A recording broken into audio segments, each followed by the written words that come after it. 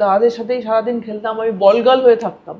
ছোটবেলায় যখন পাড়ায় ক্রিকেট খেলবে তুমি বোলার না, অলরাউন্ডার, না হলে তোমার ভ্যালু নেই। কখনো জওয়াহরলাল সিনহাতের অ্যাকশনে বল করছি, কখনো কপিল দেবের অ্যাকশনে বল করছি, কখনো সচিনের মতন ব্যাটিং করছি, এন্ড সবাইকে বলছি আমি সেঞ্চুরি করেছি। ইট ইজ একটা ফ্যান্টাসি ওয়ার্ল্ড। একজন বোলার, তোমাকে এক্সাইটমেন্ট যদি না থাকে তুমি এগ্রেশনটা বের করতে পারবে। স্ল্যাম বুকের মধ্যে আমি সারাদিন ক্রিকেটার সচিনের, সব জায়গায় সচিন সচিন সচিন। মা সবসময় বলতো বাইরে যাও, গিয়ে খেলো। আমাদের সোসাইটিতে এখনো সেই জায়গায় আমরা যাইনি যে আমরা সবকিছুকে গ্ল্যাডলি অ্যাকসেপ্ট করবো। না মেয়ে খেললে আমরা খেলবো না, তা বন্ধুরা আমার বলতো না ও না খেললে আমরাও খেলবো না। সোসাইটিকে ডেভেলপ করতে সব থেকে বড় কাজ করে স্পোর্টস, কারণ অলিম্পিকের থেকে বড় স্পোর্টস ইভেন্ট তো পৃথিবীতে নেই। Triple D is a very important thing. শনি রবিবার করে কলকাতায় যাবো, গিয়ে ক্রিকেট শিখবো, ব্যাস বাড়িতে হিরোশিমা নাগাসাকি ডুম। রাস্তা দিয়ে আসা চ্যালেঞ্জিং ছিল, মানে ভয় লাগতো, অবভিয়াসলি ভয় লাগতো অন্ধকারে যখন আসছে, বিশেষ করে শীতকালে। আমি যদি এস্টাবলিশ হই, আমার মেয়েদের ক্রিকেটও এস্টাবলিশ হবে। 2000 সাল নিউজিল্যান্ডে ওয়ার্ল্ড কাপ হচ্ছে। আই গট ভেরি ডিসঅ্যাপয়েন্টেড, সালা এখানেই চান্স পেলাম না। ওই 6 বছর আমরা যতদিন এয়ার ইন্ডিয়াতে খেলেছি, that was the best time. এটা বিসিসিআই ক্রেডিট, অন্য স্পোর্টসকে ছাপিয়ে ক্রিকেটকে সেলেবল করতে পেরেছে। পেট মে ভুকা রহোগে তো আপ কুছ নেই কর পাওগে। আর অলিম্পিক তোমাকে জিততে গেলে boss is a long term investment. Satisfied হলে মোনোটোনাস লাগে, তোমাকে চেস করতে হবে একটার পর একটা। বিসিসিআই শুরু থেকে উইমেন্স ক্রিকেটের সাথে ছিল না। ক্রিকেট ছাড়ার পর থেকে আমি 24/7 আমি কি করে আরো ডেভেলপ করা যায় উইমেন্স ক্রিকেটকে, কিভাবে গ্রাসরুটে ডেভেলপ করা যায়। যখন জাতীয় সঙ্গীতটা গাও মানে হয়, আর তুমি মাঠের মাঝখানে দাঁড়িয়ে চিৎকার করে তোমার জাতীয় সঙ্গীতটা গাইতে পারছো, that's a huge thing for as a individual. I think I am the first cricketer যে লর্ডসের মাঠে ফেয়ারওয়েলটা পেয়েছি ইন্ডিয়ান টিমে। তুমি যদি বলো কি মিস করছি, ক্রিকেট খেলার থেকেও বেশি মিস করি আমি ড্রেসিং রুম। যখন আমার মা আমি যখন ক্রিকেট খেলতে এসেছিলাম, উইমেন্স ক্রিকেট কি সেই সম্বন্ধে কোনো আইডিয়া ছিল না। আজকে যদি কোনো মেয়ে ক্রিকেট খেলতে চায়, তার বাবা মার কাছে পুরো হিস্ট্রি থাকবে।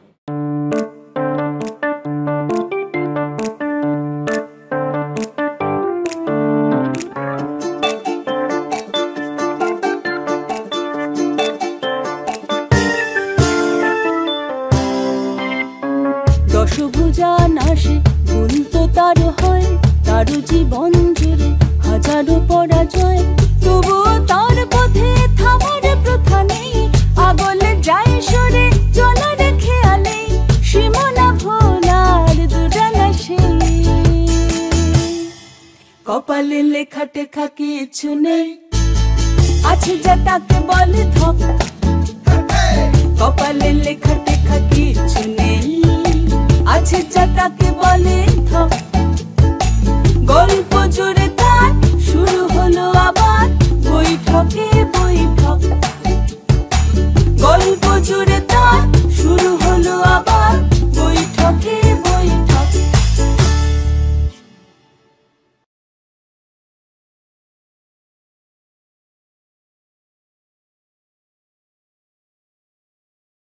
এই এপিসোডটি স্পন্সর্স হলেন রাইভাল ফিটনেস স্টুডিও এবং অন্নপূর্ণা স্ন্যাক্স। 25 আমরা 25-এ পা দিলাম, আবার বৈঠকে বৈঠক 25। কিন্তু এই 25 ব্যাপারটা কার কার সঙ্গে যায়? ঠিক তাই, আজকে আমরা যাকে নিয়ে এসেছি সঙ্গে, তার জীবনটা 25-এর সঙ্গেই আছে। এবং আমি খুব খুশি যে আজকে ঝুলন এসেছে আমার এখানে, যার জার্সি 25 এবং যার জন্মদিন 25শে নভেম্বর। আমারও ভালো লাগছে তোমার 25তম এপিসোডে আমি এখানে আসতে পেরে। আজকে আমাদের সঙ্গে আছে ঝুলন গোস্বামী, সবাই চেনে তবু বলতে হবে ক্রিকেটার। যে জিনিসটা নিয়ে আমরা সবসময় খেলা, মেয়েরা খেলতে পারে কি পারে না, মেয়েদের দ্বারা খেলা হবে কি না, মেয়েরা 5 বছরের আগে খেলতে পারে না, মানে এরকম প্রচুর জায়গা আছে এখনো কলকাতায় যে 5 বছরের আগে নাকি বল ধরতে পারে না, তাদের স্ট্রেংথ কম, স্ট্যামিনা কম। সেখানে ঝুলন গোস্বামী আমাদেরকে মতি নন্দীর উপন্যাসের পাতা থেকে, তুমি মনে হয় যেন তোমার গল্পটা উঠে এসেছে কোনি। কোনি দেখেছো? অবশ্যই দেখতেই হবে, দেখতে হবে না বলো? আর ছোটবেলায় ইন্সপায়ার করতো। Absolutely motivation movie, Bangla movie বলতে গেলে those days Koni was a movie, যেটা তোমার আমার মনে হয় তুমিও জানবে, ছোটবেলায় গরমের ছুটি বলে একটা ছুটি তুমি আর আমি তো প্রায় একই বয়সী, ওই সময় এই মুভিগুলো আসতো। তো definitely very inspiration movie, and what a story. এবং তোমার গল্পটাও তো তাই মতি। অ্যাবসলিউটলি, মানে আমাদের মানে বাংলায় আমার মনে হয় প্রচুর ছেলে মেয়ে আছে যাদের সাথে ওই গল্পের সাথে রিলেটেড আছে। তারাও কোনো না কোনো জায়গা থেকে একটা ব্যাকগ্রাউন্ড থেকে এসে একটা নিজেকে এস্টাবলিশ করার জন্য যে লড়াইটা শুরু করেছিল, আই থিঙ্ক সেই লড়াইটা হয়তো প্রত্যেকটা মুহূর্তে মতি নন্দীর ওই কনির সাথে হয়তো কোথাও না কোথায় গিয়ে ডিরেক্টলি ইনডিরেক্টলি হয়তো যুক্ত হচ্ছে। একদম। তাহলে বলো যে তোমার গল্প দিয়ে শুরু করি। দেখো, আমি মানে ছোটবেলা থেকে আমার একটা জিনিস সব থেকে ইম্পর্টেন্ট ছিল যে আমি পড়াশোনা করতে একদম ভালোবাসতাম। একদম ভালোবাসতাম, যেটা নিয়ে মার সাথে ফ্যামিলিতে সবার মানে টাসেল ছিল। যে কে কে ছিল তোমার ফ্যামিলিতে? আমার মা, ভাই, বোন, পিসি, ঠাকুমা ছিলেন সেই সময়। ভাই বোন মানে তোমরা কজন? আমরা 2 বোন 1 ভাই, আমি, আমার বোন আর ছোট ভাই। আচ্ছা। So they are very good in studies, but আমি ছিলাম বাড়ির মানে পড়াশোনা না করা বখাটে মেয়ে, যেটা হয় আমাদের বাঙালি বাড়িতে যে জিনিসটা হয়ে থাকে, তুমি যদি পড়াশোনা না করো তা তুমি খারাপ। দ্যাটস আ মিডল ক্লাস ফ্যামিলির একদম ট্রেডমার্ক স্ট্যাটাস। অঙ্ক জানো না, অঙ্ক পারো না, অঙ্ক জানো না, এটা জানো না, ওটা জানো না, স্কুলে যাও না, গার্জিয়ান কল হয়। আর আমার স্কুলটা কোন পড়াশোনার স্কুলটা থেকে আমি অনেক দূরে থাকতাম, কারণ আমার ভালো লাগতো না। অ্যান্ড তুমি জান একটা স্টোরি বলি, আমার বইয়ের মাঝখানেও একটা বই থাকতো, ছোট পাতলা পাতলা বই থাকতো, হাউ টু প্লে ক্রিকেট। আচ্ছা, ছোটবেলা থেকে? আমার ছোটবেলা থেকে খেলার প্রতি প্রচুর নেক ছিল। মানে ইন দ্য সেন্স, আমার মনে আছে 1990 ফুটবল ওয়ার্ল্ড কাপ দেখি, তখন আমি অনেক ছোট। তখন ওই ব্ল্যাক অ্যান্ড হোয়াইট টিভি ছিল বাড়িতে, পাড়ার লোকজন সবার বাড়িতে, টেলিভিশনও ছিল না, সবার পাড়ার লোকজন আমাদের বাড়িতে এসে ফুটবল ওয়ার্ল্ড কাপ দেখছে। অ্যান্ড সেই ওয়ার্ল্ড কাপে আর্জেন্টিনা, ম্যারাডোনা টিম হেরে যায়, অ্যান্ড পাড়ার দেখছি সবাই কান্নাকাটি, কেমন আমার ম্যারাডোনাই মানে ভারতবর্ষে মানে চলে এসেছে আর ভারতবর্ষ হেরে গেছে, ভেঙে পড়েছে সবাই কান্না। সেইখান থেকে আমার স্পোর্টসের প্রতি একটা তোমার ওই টানটা শুরু হলো। দেখতে ভালো লাগা, এনজয়মেন্ট বুঝতাম না, বাট হ্যাঁ আনন্দ পেতাম, প্রচণ্ড আনন্দ পেতাম।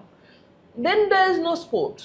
দেন 1992 ক্রিকেট ওয়ার্ল্ড কাপ হয় অস্ট্রেলিয়াতে, সাদা বল, কালার ক্লোদিং, অ্যান্ড ক্রিকেটের ভগবানের অ্যারাইভ সচিন টেন্ডুলকারের। ওই যে একটা এরা এলো আমাদের জেনারেশনে, eat cricket, sleep cricket, drink cricket, এই যে সচিন টেন্ডুলকার আমাদের মধ্যে ইনজেক্ট করে দিল ছোটবেলা থেকে, সেইখান থেকে কিন্তু আর মানে সারাক্ষণ ওই সচিন সচিন সচিন ওই ফ্যান্ডম নিয়েই আমরা কিন্তু বড় হয়েছে। আমাদের 90s এর জেনারেশনের যারা আছে, আর ভারতবর্ষের স্পোর্টস বলতে ক্রিকেট। তুমি যদি অন্য স্পোর্টসও খেলো, তোমার কাছে সেই অপশনটা নেই দেখার। ভিজিবিলিটিটা কি? ক্রিকেট। তুমি 365 ডেজের মধ্যে হয়তো 300 ডেজ ক্রিকেট দেখতে পাবে টেলিভিশনে, বাকি কোনো স্পোর্টস তুমি দেখতে পাবে না। ইস্টবেঙ্গল মোহনবাগান হয়তো একটা সময় দেখতে পারবে, একটা ম্যাচ বছরে কি 2টো ম্যাচ, আমি বলছি 90s-এ। অ্যান্ড দেন অলিম্পিক তোমাকে 4 বছর অপেক্ষা করতে হবে, বা ফুটবল ওয়ার্ল্ড কাপ 4 বছর অপেক্ষা করতে হবে, বাট রাদার ক্রিকেট তুমি রেগুলার টেলিভিশনে দেখছো, যার ফলে ক্রিকেটের প্রতি আরো আকৃষ্ট, আরো ভালো লাগা, অ্যান্ড চর্চা, পাড়াতে চর্চাও হতো ক্রিকেট সারাক্ষণ রকে বসে পাড়া দাদারা। আর আমি পিসির বাড়িতে বেশি সময় কাটিয়েছি। পিসির বাড়ি কোথায়? চাকদাতেই আমার পিসির বাড়ি, আর পাড়াতেই, মানে এই পাড়া থেকে ও পাড়া। তো পিসির বাড়ি পাড়াতে আমি বড় হয়েছি, দাদাদের সাথেই সারাদিন খেলতাম, আমি বলগাল হয়ে থাকতাম। ওরা বাড়ির উঠোনে খেলতো, বাড়ির পাঁচিলের বাইরে বল চলে যেত, আমার কাজ ছিল বলটা তুলে নিয়ে এসে দেওয়া। আর ওরা যখন বিকাল মানে দুপুরবেলা খেলে বাড়ি চলে যেত, আমি সারা দুপুর বারান্দায় দাদার বল নিয়ে আমি প্র্যাকটিস করতাম ওরা কিভাবে খেলছে, মানে কপি করা যেটাকে বলে। আর সেখান থেকে এবার দাদাদের সাথে আস্তে আস্তে আমিও বড় হচ্ছি, দাদারাও বড় হচ্ছে। প্রথমে স্টপ গ্যাপে ফিল্ডিং করা, কেউ আসেনি একটু ফিল্ডিং করে দিবি, ওটাই আমার খেলা। ওটাই মোটামুটি 9-10-11 বছর বয়সে। তো ওইগুলোই আনন্দ ছিল আমার কাছে, ওইগুলোই আমার কাছে বড় হওয়া সব থেকে বড় রসদ বলতে পারো। তারপরে ওদের কপি করা, টিভিতে যা দেখছো সেটাকে কপি করা। So this are the. তো তুমি কবে বুঝলে তোমার বল করতে বেশি ভালো লাগে? দেখো, ছোটবেলায় যখন পাড়ায় ক্রিকেট খেলবে তুমি বোলার না, অলরাউন্ডার, না হলে তোমার ভ্যালু নেই, নাহলে বলে এটা উইক লিঙ্ক প্লেয়ার, একে নিতে হবে না। তো আমি দেখলাম এই ছেলেদের মাঝখানে আমি একা মেয়ে খেলি, আমাকে যদি এরকম উইক লিঙ্ক হতে হয় তাহলে তো আমাকে খেলতে দেবে না, তো আমাকে বোলিংও করতে হবে, ব্যাটিংও করতে হবে। সো ওই ওদের সাথে ঝগড়া করে করে, আর ওই টিভিতে দেখে অ্যাকশন, বোলিং অ্যাকশন কপি করা, ছাদের মধ্যে একা একাই ক্রিকেট খেলতাম। ফ্যান্টাসি ওয়ার্ল্ড যেটাকে এখন আমরা বলি, ছোটবেলায় আমি একটা ফ্যান্টাসি ওয়ার্ল্ডের মধ্যেই থাকতাম। আর এই জগৎটা কি নিজের জগতে কি আনন্দ। আমি দুপুরবেলায় সবাই ঘুমাচ্ছে বাড়ির বারান্দায়, আমি এক একদিন কখনো জওয়াগল সিনহার অ্যাকশনে বল করছি, কখনো কপিল দেবের অ্যাকশনে বল করছি, কখনো সচিনের মতন ব্যাটিং করছি, এন্ড সবাইকে বলছি আমি সেঞ্চুরি করেছি। ইট ইজ একটা ফ্যান্টাসি ওয়ার্ল্ড। মানে এখনকার দিনে যারা হয়তো ভিডিও গেম খেলছে বা অন্য কোনো কম্পিউটার বেস গেম খেলছে, বাট আমার কাছে দুপুরবেলা ওই খেলাগুলোই ছিল। একদমই তাই, মানে আমি দুপুরটা মনে করতে পারি, কারণ আমাদের ছুটিগুলো হতো এরকম। এক্স্যাক্টলি। সো সেই রকম ভাবে ওই ফ্যান্টাসি ওয়ার্ল্ডের মধ্যে দিয়ে এক এক করে বেরিয়ে যাওয়া। তো বাড়ির লোকরা কিছু বলতো না যে দেখো বাড়িতে মানে মা একটা জায়গায় খুব পজিটিভ ছিল যে বাড়িতে ঘরে বসে মা খেলাটা খুব মানে খুব একটা এনকারেজ করতো না। মা সবসময় বলতো বাইরে যাও, গিয়ে খেলো, যত একটু ডানপিটে পানা করবে তত তোমার মধ্যে শার্পনেসটা আসবে, এই জিনিসটা এক্স্যাক্টলি। তো সেই কারণে মা বলতো তুমি যাও বাইরে গিয়ে খেলো, কিন্তু টাইম বাউন্ড ছিল যে তুমি বিকালবেলায় যদি খেলতে যাও 4টে 4:30 পরে বেরোবে, আবার 5:30 পৌনে 6টার মধ্যে তোমাকে বাড়ি ঢুকতে হবে, কারণ আবার টিউশন আছে বা ইভিনিং তোমার স্টাডি আছে। সানডেতে যদি খেলতে যাও 10টার পরে সকালে পড়াশোনা করে 10টার পরে খেয়ে দে আবার 12টা-1টার মধ্যে বাড়ি ঢুকে আসতে হবে। দ্য রুলস ছিল বাড়িতে, সার্টেন থাম রুল যেটাকে বলা। বাবা কি করতেন? বাবা সরকারি চাকরি করতেন। আচ্ছা, এই থাম রুলস এর মধ্যে দিয়ে আমরা বড় হয়েছি। There is a lot of restriction ছিল, এন্ড ফ্যামিলিতে কেউ কোন স্পোর্টস খেলেনি। কার ফ্যামিলিতে স্পোর্টস খেলে? বাঙালিরা ওই রকে বসে এই সচিন মারতে পারলো না, এটা করা উচিত ছিল। Absolutely, and that is how মানে মাঠে কজন নামে। এক্স্যাক্টলি। সো মানে ওইভাবেই ক্রিকেট খেলতে খেলতে বড় হতে হতে তারপরে তোমার স্ল্যাম বুক ছিল আমাদের সময়। স্ল্যাম বুকের মধ্যে আমি সারাদিন ক্রিকেটার সচিনের সব জায়গায় সচিন সচিন সচিন, সো স্টিকার ফিকার একদম একদম বাড়িতে বড় বড় পোস্টার, পয়সা জমিয়ে সচিনের poster. So this is a fantasy ওয়ার্ল্ডের মধ্যে দিয়ে আমি বেরিয়ে বড় হয়েছি। আমার কাছে আমার বক্তব্য হচ্ছে, ধরো তুমি টলেস্ট গার্ল, ধরো লম্বা, ছোটবেলা টলেস্ট ছিলাম না, সাডেনলি মানে 17-18 এর পর থেকে সাডেনলি আমি লম্বা হয়ে গেছি। তাই? এক্স্যাক্টলি, এত লম্বা ছিলাম না আমি। আই ওয়াজ মানে তুমি বলছো আফটার পিরিয়ডস তুমি লম্বা হয়েছো? Absolutely, suddenly I got that growth 16-17 এর সময় থেকে। চাক আরেকজন তাকিয়েছে, আমার সহচরী আজকে এসছে এখানে, জিজ্ঞেস করতে ওর খুব চিন্তা যে কবে লম্বা হবে। হয়ে যাবে, লম্বা হবে। হ্যাঁ, তো সেই জায়গায় ও নিজের উত্তর পেয়ে গেছে। তো এটা ও তারপরে যখন তুমি খেলতে তখন তুমি টলেস্ট গার্ল ছিলে না? শুরুর দিকে না, শুরুর দিকে তো আমরা সকলে অ্যাভারেজ ছিলাম, বাট সাডেনলি দেন। তো গ্রামের তুমি তো চাকদা তো একদম ধরো শহর নয়, মফস্বল, সেইখানে একটি মেয়ে ক্রিকেট খেলছে, ধরো কোনো মেয়ে ধরো খেলছে বা অন্য কিছু করতে যাচ্ছে, তখন তাকে বলে না যে এ বাবা তোমার মেয়ে তো কি শুরু করেছে ছেলেগুলোর সাথে? কমন থিং বলেছে না, কমন থিং। এটা হবেই। আমাদের সোসাইটিতে এখনো সেই জায়গায় আমরা যাইনি যে আমরা সবকিছুকে গ্ল্যাডলি অ্যাকসেপ্ট করবো। সো পাড়ায় যখন খেলতাম আমি আমার একটা মাত্র মেয়ে, বাকি সব ছেলেদের মাঝখানে আমি খেলছি। আর তুমি ধরো তখন কত 90s এ খেলছো, তো সেখানে অনেকে অনেক রকম ভাবে বলছে, বাট আমার বন্ধুরা খুব ভালো ছিল, দে আর ভেরি পজিটিভ। না তুই না খেললে আমরা ওদের সাথে খেলবো না, আমরা অন্য কোনো পাড়ার সাথে অন্য পাড়ার ক্রিকেট ম্যাচ হচ্ছে, ধরো বন্ধুরা ছেলেই ছিল, সব বন্ধুরা ছেলে, ক্রিকেট খেলবে, কয়জন খেলবে, আর কেই বা দুপুরবেলা রোদের মধ্যে আসবে, সব তো রোদে আসতে চায় না, কালো হয়ে যাবে, এই হবে সেই হবে, and they have to enjoy. এই না আমার যারা মেয়ে বন্ধুরা, যারা স্কুলের বন্ধুরা ছিল, তারা এনজয় করতো না খেলাটাকে, তারাও এনজয় করতো, কিন্তু তারা মাঠে আসতো না। তুই খেলতে যাচ্ছিস, তুই সারাদিন খেলেই যা, it's like that, it's fine. But বন্ধুরা কি বলতো, যে অন্য পাড়ায় যখন ক্রিকেট ম্যাচ হতো, না মেয়ে খেললে আমরা খেলবো না, তা বন্ধুরা বলতো না ও না খেললে আমরাও খেলবো না। That was a very good positive support, কারণ তারা জানতো যে তুমি টিমের কত বড় একটা পাওয়ার। Probably yes. একদমই তাই। তার মানে বলো যে আমার মানে এটাই মানে সব আমার দর্শকদের কাছে এটাই বক্তব্য, যে একটা হচ্ছে লোকে কি বলে সেটা না, আসলে তুমি কি চাও ওটা ইম্পর্টেন্ট। আর সেকেন্ড হচ্ছে যদি তোমার মধ্যে সেই পোটেনশিয়ালের, কাজের কোনো জেন্ডার হয় না, কাজের জেন্ডার হবে, খেলার কোনো জেন্ডার হয় না, স্পোর্টস কোনো জেন্ডার, স্পোর্টস যে কোনো কাজ হোক, সোসাইটিকে ডেভেলপ করতে সবথেকে বড় কাজ করে স্পোর্টস। তার জন্যই অলিম্পিক কিন্তু পৃথিবীতে এসছে, নাহলে অলিম্পিকের মতন এত বড় কর্মকাণ্ড স্পোর্টস নিয়ে কেন হবে? কারণ অলিম্পিকের থেকে বড় স্পোর্টস ইভেন্ট তো পৃথিবীতে নেই, তাহলে কেন করে অলিম্পিক? সেটা অলিম্পিক করার উদ্দেশ্য হলো যে তুমি তোমার দেশের গ্রোথটা যাতে তোমার স্পোর্টসের মধ্যে দিয়ে আসে, আর নিউ জেনারেশনের কাছে যেন একটা পজিটিভ মেসেজ যায় যে স্পোর্টস ইজ ইকুয়াল টু আমার সোসাইটির যে জেন্ডার ইকুয়ালিটিটা সবসময় যেন থাকে, যেখানে স্পোর্টস খেলার জন্য যেরকম পড়াশোনার জন্য তোমার কোনো জেন্ডার বায়াস নেই, খেলাধুলার জন্য তোমার কোনো জেন্ডার বায়াসড হতে পারে না, কারণ আমরা ট্যাগ লাগিয়ে দিই সব কিছুতে। এক্স্যাক্টলি। সো দ্যাটস আনফর্চুনেট, কিন্তু আস্তে আস্তে ডেফিনেটলি চেঞ্জ হবে। অ্যান্ড সেম টাইম লাইক বাড়িতেও অনেক মার কাছেও বকা খেয়েছি, সারাদিন ক্রিকেট খেলছি, সারাদিন ছেলেদের সাথে ক্রিকেট খেলে বেড়াচ্ছি। This are the things happen, but টাইমের সাথে সাথে চেঞ্জ করতে পেরেছি আমি আমার ফ্যামিলিকে কিছুটা হলো। না অবভিয়াসলি, কারণ তুমি তোমার প্যাশনের দিকে তাকিয়েছো, অন্যদিকে না তাকিয়ে। Absolutely absolutely. প্যাশনটা খুব জরুরি। প্যাশন না থাকলে তুমি বড় হতে পারবে না। তোমার দুটো জিনিস, এক হলো প্যাশন আর একটা হলো তোমার স্বপ্ন। একদম। তুমি কোন কাজটা করবে, কতটা অনেস্টির সাথে করবে, কতটা ডেডিকেশনের সাথে করবে, আর কতটা ডিসিপ্লিনের সাথে করতে পারবে। That's the important thing. That's why said triple D is a very important thing আমাদের। Triple D. ওকে। কারণ ট্রিপল ডি যদি তুমি ঠিকঠাক করতে পারো, ডেফিনেটলি তোমার লাইফে তুমি অনেক বেটার জায়গায় থাকবে। সাকসেস হবে না হবে সেটা ডিফারেন্ট এলিমেন্ট, ডিফারেন্ট থিং, কিন্তু তুমি একটা বেটার জায়গায় যাবে। End of the day you can say that I am in a good pace of in my life. That's the important thing আজকের দিনে। বলো তিনটে ডি কি কি বলো একবার। Discipline, dedication, determination. Very good. Discipline, determination, dedication. দারুণ। এটা না থাকলে হবে না। তো এই স্বপ্ন কবে দেখলে প্রথম? আমি যখন প্রথম উইমেন্স ওয়ার্ল্ড কাপ দেখি 1997-এ উইমেন্স ওয়ার্ল্ড কাপ হয় ইডেন গার্ডেনে বিটুইন অস্ট্রেলিয়া অ্যান্ড নিউজিল্যান্ড।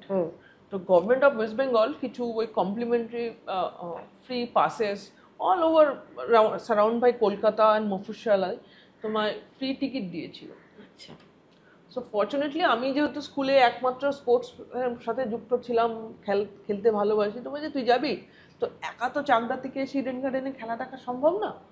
তো সেখানে ওই টিকিটটা আরেকটা টিকিট পায়, বাবার সাথে আসি। সো সেখানে আমি somehow I think with the god grace আমি সাডেনলি মানে গেটের সামনে দাঁড়িয়েছি, আমিও চিনি না, বাবাও চেনে না। That was the first time আমি ইডেন গার্ডেনে আসছি, আর বাবাও ফার্স্ট টাইম আমাকে নিয়ে এসেছি।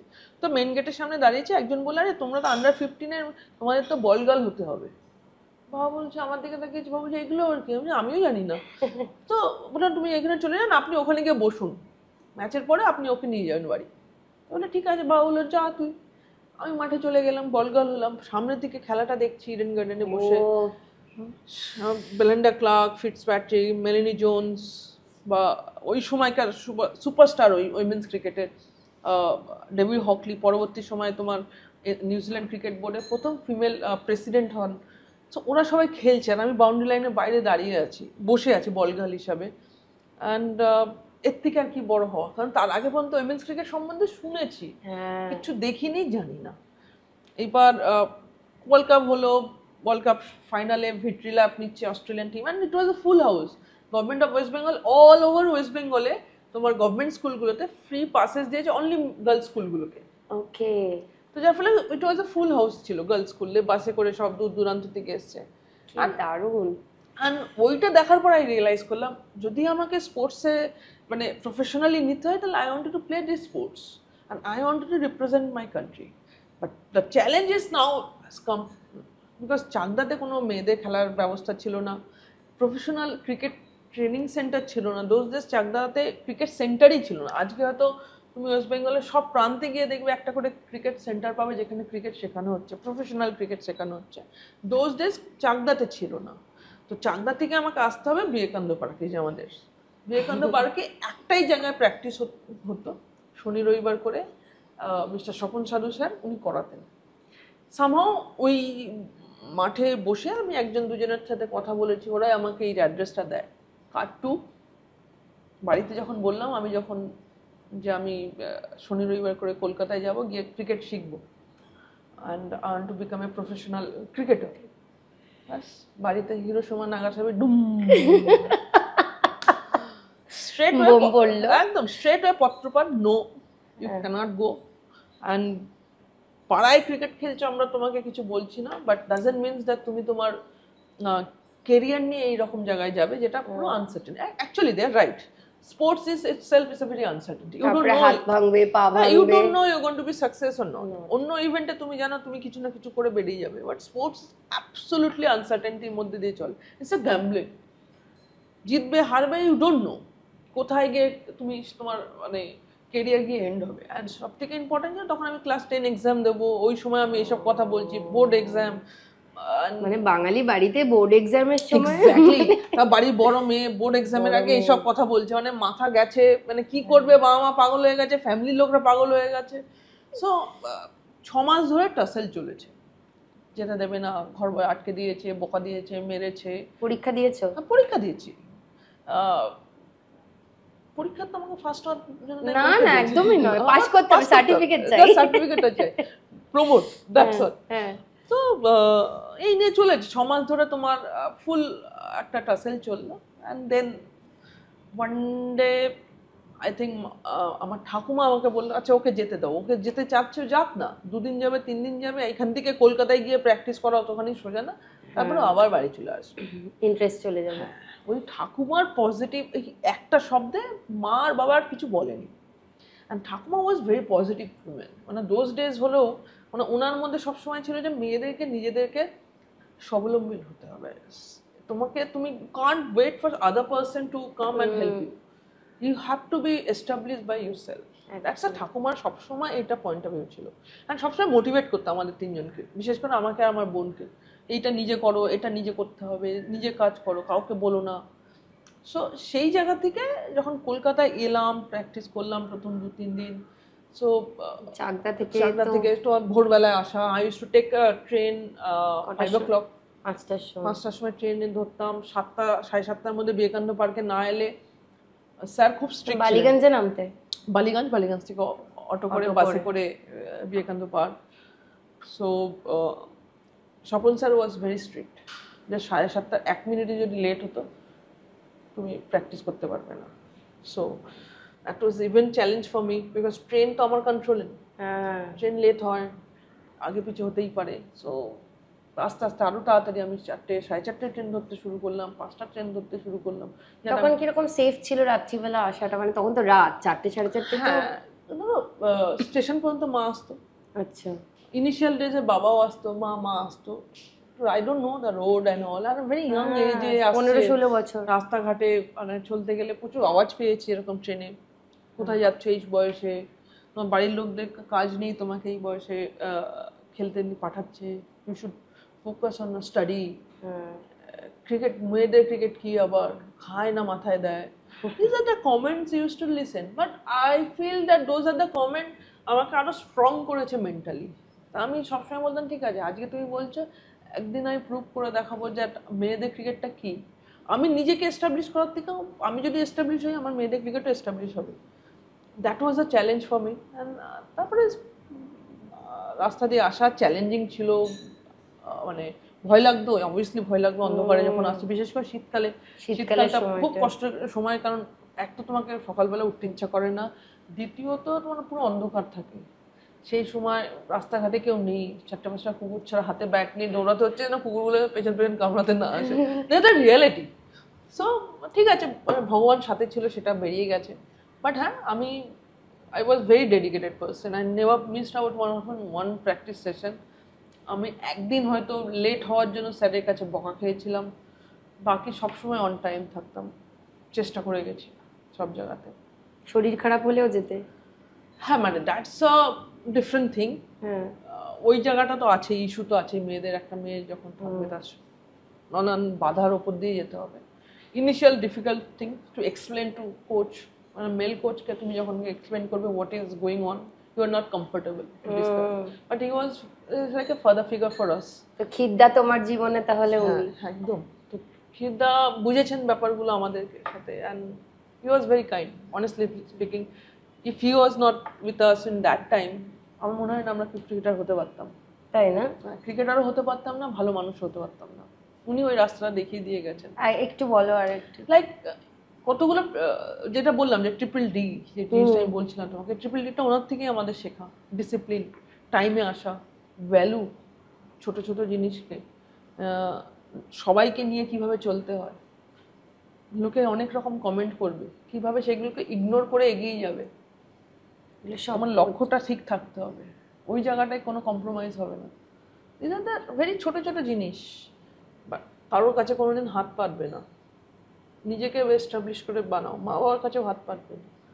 This are the things he taught us, inject to us that এইটা করতে হবে, এরকম ভাবে যেতে হবে। ক্রিকেট খেলতে গেলে কমফোর্ট জোনে বাইরে গিয়ে খেলতে হবে, এখানে তোমাকে কেউ বাবা বাছা করবে না।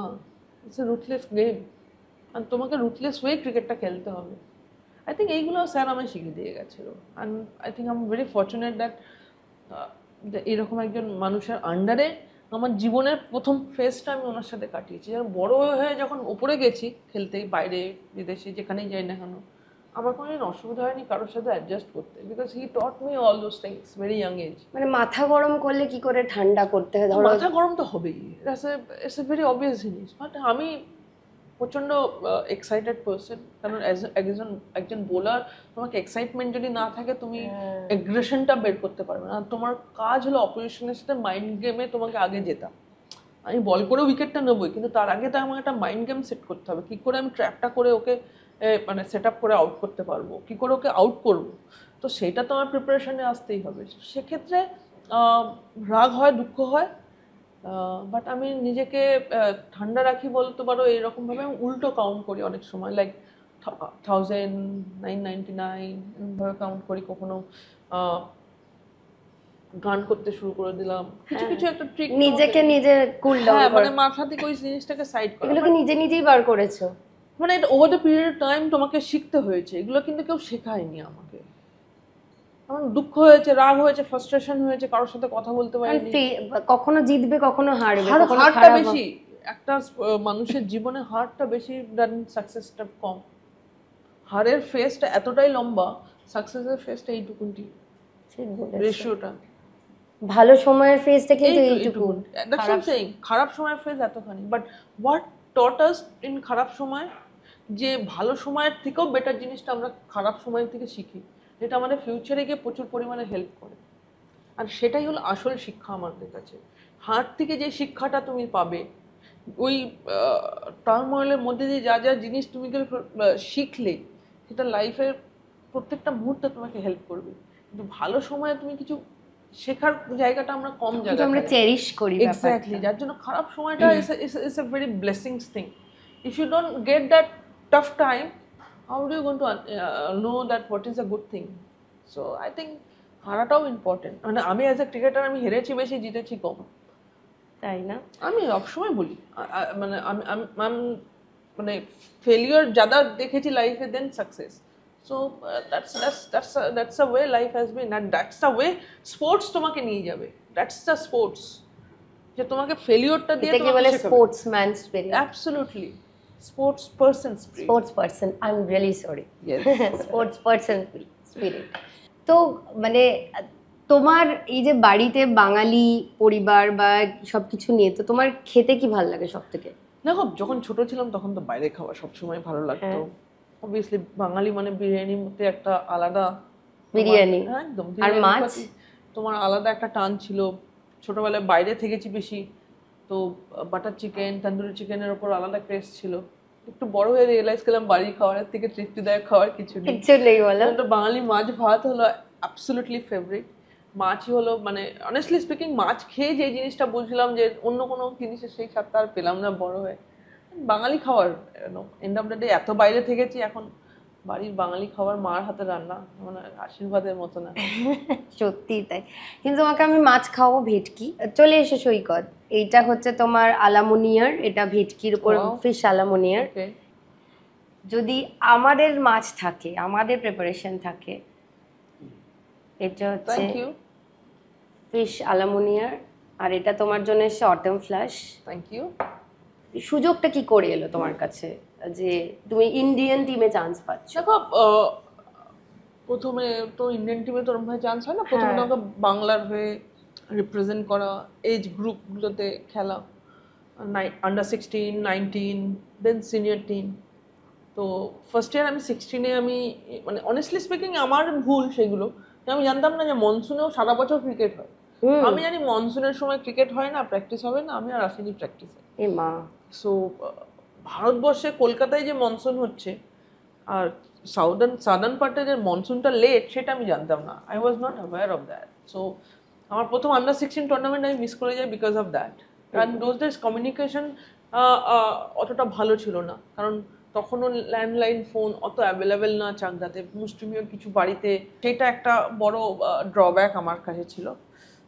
And, সেইটা থেকে তোমার ফার্স্ট আন্ডার 16টা মিস করি, দেন 2 বছর মানে এরকমভাবেই মিস হয়ে যায়। Then I straightaway play under 19, I did not play under 16, but 19 গিয়ে আমি ভালো পারফরমেন্স করার সাথে ইমিডিয়েটলি সিনিয়র বেঙ্গলে চান্স পাই। সিনিয়র বেঙ্গল থেকে তোমার জোনাল টুর্নামেন্টে সিলেক্ট হই, দেন ইন্ডিয়া ক্যাম্পে সিলেক্ট হই। সে বছর 2000 সাল নিউজিল্যান্ডে ওয়ার্ল্ড কাপ হচ্ছে, and I was there in that probables, but did not get the selection in the final Indian team. I got very disappointed. সালা এখানেই চান্স পেলাম না, বাড়ি থেকে ঝগড়াঝাটি করে বেরোলাম, আলটিমেট গোল এখানে এসে চান্স পেলাম না। বাট এগেন, যেখানে একটা জিনিস বন্ধ হলে আর একটা রাস্তা খুললো, তো আই থিঙ্ক সেটা আবার যেটা বললাম, দুঃখ ভালো খারাপ জায়গা থেকে একটা ভালো হলো অপরচুনিটি, দ্যাট আমি তারপরে এয়ার ইন্ডিয়াতে, তখন এয়ার ইন্ডিয়ার উইমেন্স টিম ছিল, তো উইমেন্স টিম ওরা আমার সাথে কমিউনিকেট করলো অ্যাজ এ স্টাইপেন্ডে কন্ট্রাক্ট প্লেয়ার হিসাবে তাদের নেবে। সো তার জন্য থাকতে হবে তোমাকে বম্বেতে, বম্বেতে যাওয়া পয়সা হাতে কি হবে। সো সেখান থেকে ঝগড়াটি করে আবার ঝগড়াঝাটি করে বম্বেতে গেলাম। And that was a life changing for me. মানে আমি যা ক্রিকেটটা শিখলাম, আমার মনে হয় একটা ব্লেসিংস, ভগবান ওই রাস্তাটা বানিয়েছিল যাতে আমার পরবর্তী ক্রিকেটিং কেরিয়ারটা দীর্ঘ হতে পারে। আমি হয়তো ওই সময় যদি না যেতাম, হয়তো আমি এত বড় লম্বা ক্রিকেট কেরিয়ার আমার হতো না। আমি হয়তো রিপ্রেজেন্ট করতাম ইন্ডিয়ার হয়ে কোনো না কোনো দিন, কিন্তু এত লম্বা স্প্যানে খেলতে পারতাম না।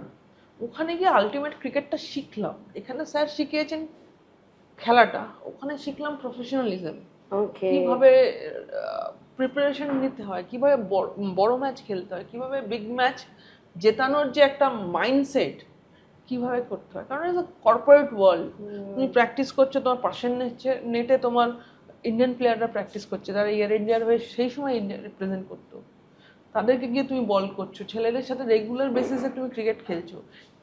ছেলের সাথে ক্রিকেটটা খেললে কি হয়, একটা এজের পরে তোমার ক্রিকেটের গ্রোথটা অনেক ফাস্টার হয়।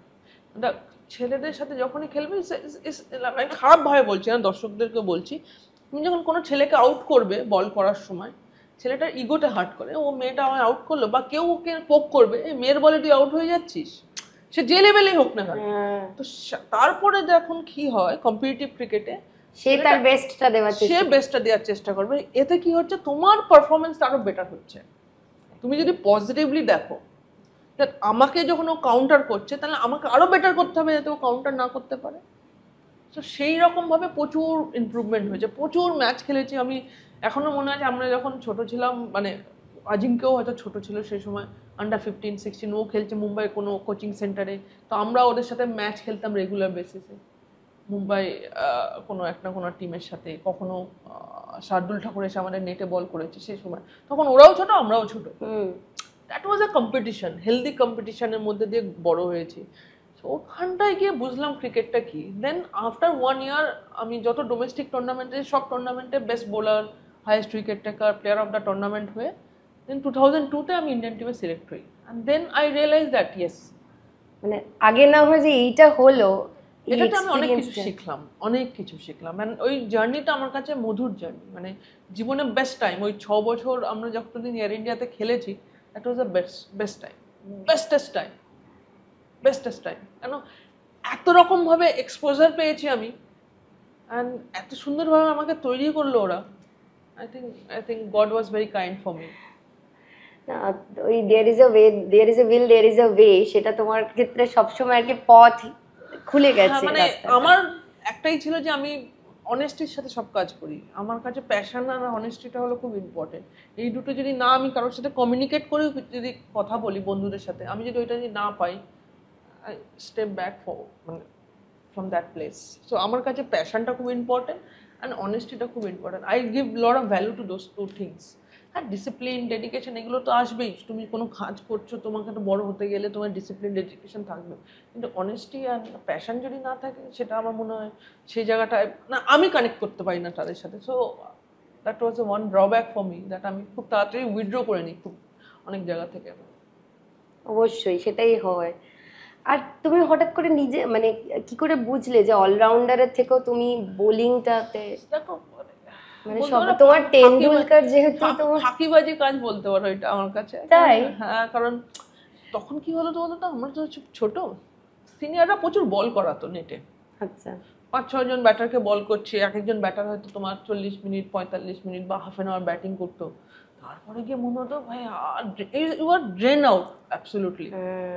অ্যান্ড একটা কনসিস্টেন্সি, একটা স্ট্যান্ডার্ড মেনটেন করতে গেলে একটা টাইমের পরে you'll be feel drain out. আর তখন এত টেকনোলজি ছিল না যে সাইন্টিফিক ট্রেনিং এই সেই, ইটস লাইক না তুমি ক্রিকেটার হচ্ছ, বোলার হচ্ছ, তোমাকে দিনে 20 রাউন্ড দৌড়াতে হবে, তোমাকে এত কাজ করতে হবে, ইট ইজ একটা থাম রুল ছিল আচ্ছা বোলারদের জন্য। আর নেটে গিয়ে এত 5-4 জন ব্যাটারকে বল করতে হবে, আর তারা এক একজন ব্যাটিং করবে 30 মিনিট 45 মিনিটস ধরে, দ্যাটস আ ভেরি লং। আজকের দিনে সেটা হয়তো হয় না। সো তারপরে কি আবার ব্যাটিং করবো, ছাত্তা আমি ব্যাটিং করবো না, I don't want to bat, আমি ম্যাচে করে নেবো, ম্যাচ জিতা দেंगे। তো এই করে করে it's like a mind negligence. তার জন্য আমি মানে এখন সেটা রিগ্রেট আছে আমার কাছে যে আমি যদি আমার ব্যাটিংটা নিয়ে আর একটু সিরিয়াস হতাম তাহলে হয়তো আমি আর একটু ম্যাচ জেতাতে পারতাম ইন্ডিয়াকে। সেই জায়গাটার দিকে বলতে পারো। আর Sachin sir is for me is like a Bhagwan. মানে আমি মনে করি ওই মানুষটা যদি না ওই সময় আমার জেনারেশনে যদি না ওই সময় আসতো, ওই যে বললাম eat cricket sleep cricket drink cricket, ওইটা যদি না হতো তাহলে হতো না। কারণ আমি ফ্যান্টাসি ওয়ার্ল্ডে বেঁচেছিলাম ওই সময়। মানে হাউ টু প্লে ক্রিকেট পড়ার বইয়ের তোমার মাঝখানে নোটবুকের মাঝখানে আমার কাছে পয়সা চুরি করে আমি বই কিনে নিয়ে এসেছিলাম। তখন তো ওই রেলওয়ে স্টেশনে দেখবে প্রচুর ছোট ছোট বই বিক্রি হয়, ওখান থেকে বই কিনে নিয়ে গিয়ে আমি পড়তাম হাউ টু প্লে ক্রিকেট। মা একদিন দেখে বলছি এটা কি পড়ছিস, বলছে এই তাই ভাবছি এত মন দিয়ে কি পড়াশোনা করছিস, নোটটা সমেত ছিঁড়ে ফেলে দিল। So this are the things. তারপরে আমার পিস্তল দাদা চাকদাতে একটা লাইব্রেরি ছিল, এর ছোট্ট স্টোরি বলছে। সো ও আমাকে বললো তুই একটু যাচ্ছিস ওইদিকে, তখন আমি ছোট, আমার জন্য এই বইটা নিয়ে আসবি। আমি বললাম হ্যাঁ নিয়ে আসবো। গেছি লাইব্রেরিটা, আর আমারও প্রথম প্রথম লাইব্রেরিতে কি হয় দেখার ইচ্ছা ছিল। তো গেছি লাইব্রেরি কার্ড নিয়ে, ওর কার্ড নিয়ে গেছি, গিয়ে দেখি এখানে একটা বইয়ের লেখা আছে মাই আইডল সুনীল গাভাস্কর। বললাম দাদা ওই বইটা ছেড়ে দিন, এই বইটা দিন। বলে তুমি তো ওই বই নিতে এসছো, তো আমি বলেছিলাম না ওইটা দিও না, এটা আমায় দাও। এটা নিয়ে গেছি, দাদাকে বললাম দাদা দেখ এটা তুই যেটা বলেছিস সেটা আরো 7 দিন পরে আসবে, এই বইটা আমি নিয়ে চলে এসেছি তার বিনিময়ে। বলে ঠিক আছে তুই পড়।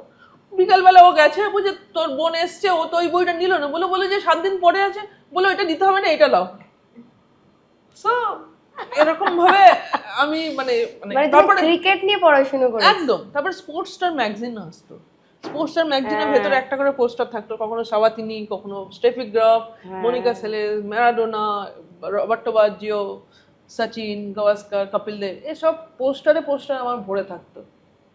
আমার কাছে এত পোস্টার ছিল ওই সময়, আমার কাছে নেশা ছিল। মানে ক্রিকেট ওয়াজ মাই মানে it's like you know my passion ছিল ছোটবেলায়।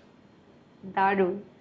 তো তুমি মানে অন্য কোনো খেলা খেলেছি, সেটা পাড়ায় বন্ধুদের সাথে খেলেছি, কিন্তু that was not a professionally আমি সেই জিনিসটাকে মানে চিন্তা ভাবনা করে এগিয়েছি, জাস্ট এ ফান হিসাবে খেলেছি। But cricket was ultimate thing. হ্যাঁ, ওটাতে তোমার ভালো লাগতো, বেশি এনজয় করতাম, বেশি এনজয় করতাম, ভালো লাগতো, দেখছি শুনছি। সবাই এই খেলা নিয়েই চর্চা করে, অন্য খেলা নিয়ে সেরকম চর্চা করে না। So that's also there. তুমি নিউজ পেপার খুললে দেখবে এত বড় আর্টিকেল ক্রিকেট নিয়ে, বাকি স্পোর্টস নিয়ে এই ছোট ছোট ছোট। কেন বলো তো এটা হয় কেন, মানে এটা কেন? মানে দেখো ক্রিকেট যেভাবে মার্কেট করেছে, যেভাবে মার্কেটিং এর সাথে উপরে উঠে এসছে, অন্য স্পোর্টস সেই জায়গাটায় পারেনি নিজেদেরকে নিয়ে যেতে। এটা বিসিসিআই ক্রেডিট, অন্য স্পোর্টসকে ছাপিয়ে ক্রিকেটকে সেলেবল করতে পেরেছে, যেটা অন্য স্পোর্টসরা পারেনি। এটার জন্য বিসিসিআই তোমার অফিসিয়ালদেরকে অনেক অনেক ক্রেডিট দিতে হবে। একটা সময় একটা ম্যাচ দেখাতে বিসিসিআইকে দূরদর্শনকে পে করতে হতো যে দয়া করে আমার ম্যাচটা দেখাও। সেখান থেকে কমার্শিয়াল করে চ্যানেলে সত্তারা পয়সা দিচ্ছে, ভাই আমি তোমার ম্যাচ দেখাবো, আমার চ্যানেলে নিয়ে আসো। সেই জায়গায় যেতে পেরেছে। কেন অন্য স্পোর্টস পারলো না? কিন্তু সেই সদিচ্ছা তাদের মধ্যে ছিল না, সেই ভিশন ছিল না, সেই লিডারশিপ ছিল না ব্যাকইয়ার্ডে কিভাবে এই ইভেন্টটাকে উপরে নিয়ে যায়। আমাদের দেশে হকি ছিল নাম্বার 1 স্পোর্টস, যেহেতু হকিতে আমরা অলিম্পিকে গোল্ড মেডেল পেয়েছি। সেই হকি কোথায় গেল? একটা রিজনে তুমি হকিটাকে আটকে রাখলে। খেলাটা কোথায় বেশি হচ্ছে? পাঞ্জাব অ্যান্ড কিছুটা ঝাড়খণ্ড রিজনে খেলা হচ্ছে, কিছুটা তামিলনাড়ুর নিচের দিকে বা অন্ধ্রার নিচের দিকে খেলা হচ্ছে, এর বাইরে কোথাও হকি খেলা হয় না। কলকাতায় তো হচ্ছে, কিন্তু সে ডেভেলপমেন্ট কি আছে, সে ইনফ্রাস্ট্রাকচার কি ক্রিয়েট করেছে। কোনো খেলার কি ইনফ্রাস্ট্রাকচার ফুটবল এগেন একটা জায়গায় আটকে রেখে দিলে, তুমি কলকাতায় রাখলে, তুমি গোয়াতে কিছুটা রাখলে, কিছুটা কেরালে, আর কোথায় ফুটবলটা হয়? Kolkata football can't be Indian football না। ওয়ারেজ ক্রিকেট তুমি পুরো গ্রামে গঞ্জে সব জায়গায় তুমি ছড়িয়ে দিলে, সব জায়গায় ইনফ্রাস্ট্রাকচার ডেভেলপ করলে। এটাতেও কি বিসিসিআই এর অবশ্যই BCCI is a mother body, ও চালনা করে সব স্টেটকে। ওকে। অ্যান্ড ওর যে রেভিনিউ পায় সেই রেভিনিউটা সব স্টেটকে শেয়ার করে টু ডেভেলপ ক্রিকেট। সো এখানে বিসিসিআই কে তোমাকে সব থেকে বেশি ক্রেডিট দিতে হবে, কারণ যেভাবে ক্রিকেটটাকে প্রচার করেছে, সম্প্রচার করেছে, আই থিঙ্ক অ্যামেজিং। আর টাকা ছাড়া কোনোদিন কিচ্ছু হয় না। টাকা তো লাগবে তোমাকে, দেখো পেটে খিদে থাকলে কোনোদিন তুমি কিছু করতে পারবে না, নিজের প্যাশনের দিকে তাকাতে পারবে। প্যাশন সব কিছু আছে, কিন্তু পেট মে ভুকা রহোগে তো আপ কুছ नहीं कर पाओगे। একদমই তাই। চ্যারিটি তখনই হয় যখন তোমার পেট ভরা থাকে। পেট যদি খালি থাকে তুমি কি করে চ্যারিটি করবে? তুমি নিজেকে বাঁচাবে না, তুমি চ্যারিটি কে করবে? কখন তুমি চ্যারিটি করতে পারছো? যখন you have settled, then you will to do that. তোমার কাছে তোমার বাঁচার রসদ। অবশ্যই, তোমার যদি নিজের বাঁচার রসদ না থাকে তুমি অন্যকে কি বাঁচাবে? একদমই তাই। তো ফুটবলটাকে একদম প্রায় মানে এটা ভেরি ডিসঅ্যাপয়েন্টিং যেভাবে আমাদের দেশে, যেরকম ভাবে আমাদের ভারতবর্ষে অন্য খেলাও, যে আমাদের মানে ব্যক্তিগত খেলাগুলো, যেগুলো যেগুলো উপরে এসছে, তীরন্দাজি বলো বা ব্যাডমিন্টন বলো বা বক্সিং বলো, যেগুলো অলিম্পিকে গিয়ে মেডেল পেয়েছে, বা টেনিস বলো, ইন্ডিভিজুয়াল ব্রিলিয়ান্সে হয়েছে। সাইনা নেহওয়াল বা পিভি সিন্ধু তাদের ইন্ডিভিজুয়াল ব্রিলিয়ান্সে তারা এসছে, তাদের ইন্ডিভিজুয়াল এফার্টে তারা এসছে। তাদের জন্য কি টেনিস বা ব্যাডমিন্টন ফেডারেশন কি ফ্যাসিলিটিস প্রোভাইড করেছে? আই হ্যাভ এ ডাউট তারা করতে পেরেছে because they got a coach like Gopi Chand. সে একটা ইনফ্রাস্ট্রাকচার ক্রিয়েট করে তাদেরকে ওই রকম ইনভেস্ট করেছে তাদের প্রতি, তবে কি তারা অলিম্পিকের মতন একটা স্পোর্টসে গিয়ে চায়নার টিম বা ওই টিমগুলোকে হারিয়ে তারা চ্যাম্পিয়ন হয়েছে। It's not a matter of joke. একদমই তাই। আর অলিম্পিক তোমাকে জিততে গেলে boss is a long term investment, সেখানে তোমাকে, আমার এখনো মনে করি আমাদের এত বড় দেশ, ডেফিনেটলি আমরা অলিম্পিক জেতার মতন আমাদের মধ্যে সেই কোয়ালিটি আছে, বাট সেই গাইডেন্সটা দরকার, প্রপার গাইডেন্স, সাহায্যটা চাই তাদেরকে, গ্রাসরুট লেভেলে যে ফেসিলিটিসগুলো দরকার সেটা চাই। এত ভালো ভালো নিডটাকে তোমাকে প্রোভাইড করতে হবে, বেসিক নিডটাই তো নেই। প্লেয়াররা কিভাবে থাকে যদি দেখো গিয়ে, উইল ফিল শক, বলে একটা ইন্টারন্যাশনাল প্লেয়ার এইরকম ভাবে তৈরি হচ্ছে, কোনো হাইজিন নেই, কোনো ফুড ফ্যাসিলিটিস নেই, মানে ইটস লাইক প্যাথেটিক। কিন্তু সময় আগের থেকে বেটার হয়েছে, আগের থেকে ইমপ্রুভ হয়েছে। এখন এই অলিম্পিকে নাম্বার অফ মেডেল ইনক্রিজ হচ্ছে, আমাদের সেই হোপটা আসছে যে হ্যাঁ আমাদের যে গভর্নমেন্ট অফ ইন্ডিয়ার এখন যে স্কিমগুলো আসছে অলিম্পিক স্পোর্টসের জন্য, সেইগুলোতে অনেক বেটার হচ্ছে। হোপফুলি ওখান থেকে আগামী দিনে আরও বেটার হবে। কিন্তু আবার একটা দুটো গোল্ড মেডেল বা একটা দুটো মেডেল দিয়ে আমরা এত বড় দেশকে আমি স্যাটিসফাই করতে পারবো না। আমরা যেদিন অ্যাটলিস্ট জনসংখ্যা বৃদ্ধির মতো আমরা 1 নম্বরে আছি, 15টা গোল্ড, 30টা সিলভার, 45টা ব্রোঞ্জ, যেদিন এরকম জায়গায় আমরা যেতে পারবো সেটা হবে আমাদের আস্তে আস্তে, মানে জাস্ট মিনিমাম। চায়নাকে টপকাতে হবে, চায়নাকে টপকাতে গেলে আমাদেরকে আরো তৈরি করতে হবে। আমি ওই অত বড় একটা লক্ষ্য দেবো না, কিন্তু একটা বেসিক্স জায়গা থেকে আমাদেরকে অনেক এগিয়ে যেতে হবে। আর ক্রিকেট কি খুব এক্সপেন্সিভ খেলা? মানে এটা যে একটা ভীষণ এক্সপেন্সিভ বলতে গেলে, হ্যাঁ এক্সপেন্সিভ, একটা সার্টেন টাইমের পরে এক্সপেন্সিভ হয়। কারণ হলো তোমার প্রচুর পরিমাণের, মানে সব থেকে এক্সপেন্সিভ জিনিসটা হলো ব্যাট। যে ব্যাটটা আজকের দিনে কোয়ালিটি ব্যাট যেটা আমরা খেলতাম, মানে এখনো যারা ক্রিকেটাররা খেলছে 70,000 1 লাখের কাছে চলে গেছে প্রাইস, টপ কোয়ালিটি ব্যাট। বাকি তুমি যদি ভালো খেলতে যাও, বাকি জিনিস তোমাকে যখন বললো দাম আছে, বাকি জিনিস তোমার অতটা এক্সপেন্সিভ না যতটা এক্সপেন্সিভ করে দেখানো হয়। রাদার আমি বলবো ইনিশিয়াল ফেজে ইজ নট এক্সপেন্সিভ।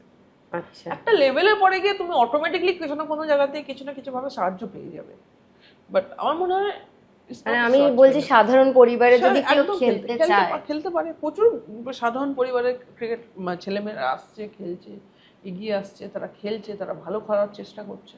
না আমাদের কাছে এই মিথটা আছে যে ভীষণ এক্সপেন্সিভ, তুই বাবা ফুটবল খেল পাড়ায়, চলে যা মাঠে ঘাটে কি। ফুটবলটা হলো যে একটা বলে 11 জন মিলে সেই হ্যাঁ, ভানু বন্দ্যোপাধ্যায় লাথি মারছে, আমি সেইভাবে বলতে চাইনি, বাট সেটার জন্য তোমার এক্সপেন্সিভটা কম। বাট ক্রিকেট হলে কি তোমাকে নিজের একটা গিয়ার্স লাগবে, কিট তৈরি করতে কিটটা হবে, রাখবে, তোমার প্র্যাকটিসের জন্য তোমাকে যেতে হবে, সো জুতো প্যাড এই সেই সবকিছু ওইটাই একটা, but it's a one time investment. তোমার আজকে বলে কালকে আবার নতুন করে তুমি কিনবে না, তোমাকে অ্যাটলিস্ট 1-1.5 বছর সেটাতে তোমার চলে যাবে।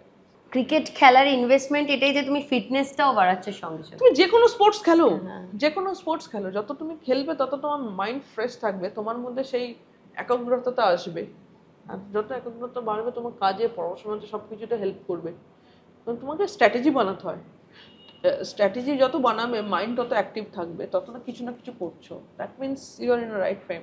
তো তোমাকে যখন ক্যাপ্টেন করা হলো তখন ভয় করেছিল প্রথম? মানে ক্যাপ্টেন্সির সব থেকে বড় জিনিস যেটা আমি রিয়েলাইজ করলাম, it's a man management skill. টিমকে সবাইকে নিয়ে চলতে হবে। আমার ভালো লাগা, আমার আমিত্বটা চলে গেল, তখন তোমাকে কেউ তোমার হাতে মেলাবে, কেউ তোমার হাতে সবকিছুতেই ও না বলবে। আর তারপরে বিভিন্ন স্টেট থেকে লোক তো আসছে, আমাদের দেশে তো সব থেকে বড় মানে মজা চ্যালেঞ্জ বলতে পারো এটা, যে আমরা ডিফারেন্ট ব্যাকগ্রাউন্ড থেকে সবাই আসি, ডিফারেন্ট কালচার থেকে সবাই আসি। আবার এইটাই আমাদের দেশের সব থেকে মজার বিষয় হলো, এইটার জন্যই আমাদের দেশ এত বিউটিফুল। সবার ইন্ডিভিজুয়াল একটা আইডেন্টিটি আছে, কেউ তামিল, কেউ তেলুগু, কেউ বাঙালি, কেউ মারাঠি, কেউ পাঞ্জাবি, মানে সবাই রয়েছে। আর তার এই যে ডিল করা মানে হ্যাঁ, মানে ওই শুরুতে তোমার যখন তুমি ইন্ডিয়ান টিমে যখন ক্যাপ্টেন্সি তখনই দেওয়া হবে যখন তুমি এস্টাবলিশ প্লেয়ার হবে, হ্যাঁ তোমার মধ্যে ওই তোমার মধ্যে এবিলিটি আছে কিনা লিডার হওয়ার, তোমার মধ্যে আছে কিভাবে টিমকে চালাতে পারবে। তো আমার মনে হয় over the period of time আমি কনসিস্টেন্টলি খুব ভালো খেলে আসছিলাম, ভালো রেজাল্ট করছিলাম, match জেতাচ্ছিলাম। I was taking a responsibility, added responsibility, how to win the tournament, win the competition. সেখান থেকে সিলেক্টররা মনে করেছিল that she is the right person to do the captaincy, and really I was enjoying that, but at the same time it's a huge challenging part, because আমি later part এ realize করলাম আমি নিজের প্রতি না ভেবে সারাক্ষণ টিম নিয়েই ভাবছি, সো আমার নিজস্ব পারফরমেন্সটা গ্রাফটা নিচের দিকে যাচ্ছিল। Then I realized বস আমাকেও ততখানি ভালো করতে হবে, ইটস লাইক না আমাকে এক্সাম্পল সেট করতে হবে that follow me. So it's captaincy is all about তখন মানে এটা তো খুব কঠিন চ্যালেঞ্জ, মানে একটা টিমের জন্য ভাবা, তারপরে আবার নিজের জন্য ভাবা। অবশ্যই কঠিন চ্যালেঞ্জ। তুমি বল করতে করতে অ্যাজ এ বোলার তুমি চিন্তা করতে নেক্সট ওভার কে বল করবে, বা অ্যাজ এ ব্যাটার তুমি ব্যাটিং করছো, নেক্সট ব্যাটার কে আসবে আউট হয়ে গেলে, বা কি প্ল্যানিং প্লটিং হবে, তোমার কি স্ট্র্যাটেজি হবে, হাউ টু নো দ্যাট স্ট্র্যাটেজিটাকে তুমি কিভাবে সেটা মাঠে এক্সিকিউট করবে রাইট টাইমে, that's a important thing. You may forget lot of things because you plan certain thing in a backyard, but ম্যাচের কন্টেস্টে তুমি যখন টেন্স থাকবে তুমি you will bound to be forget everything, because you are into the game. Hand pressure করলে মানুষ সবসময়, সে যত বড়ই মানুষ হোক না কেন, ফাম্বেল করেই। সেই সময় কাম থেকে রাইট টাইমে রাইট ডিসিশনটা নেওয়াটা is a huge challenge. So ওইগুলোই করতে চেষ্টা করেছিলাম অ্যান্ড এনজয় করছিলাম। যতদিন ছিল ততদিন নিজের বেস্টটা দেওয়ার চেষ্টা করেছি, and you are successful. সাকসেসের রাস্তায় যতটা যাওয়ার ছিল আরো একটু যেতে পারতাম, আরো বেটার করতে পারতাম। স্যাটিসফাইড তুমি কোনোদিন হবে না, হওয়া কি উচিত? হওয়া উচিত না, উচিত নয় বলো? না একদমই না। স্যাটিসফাইড হয়ে গেলে তো লাইফটাই কিরকম একটা বোরিং, একদম মোনোটোনাস লাইফ।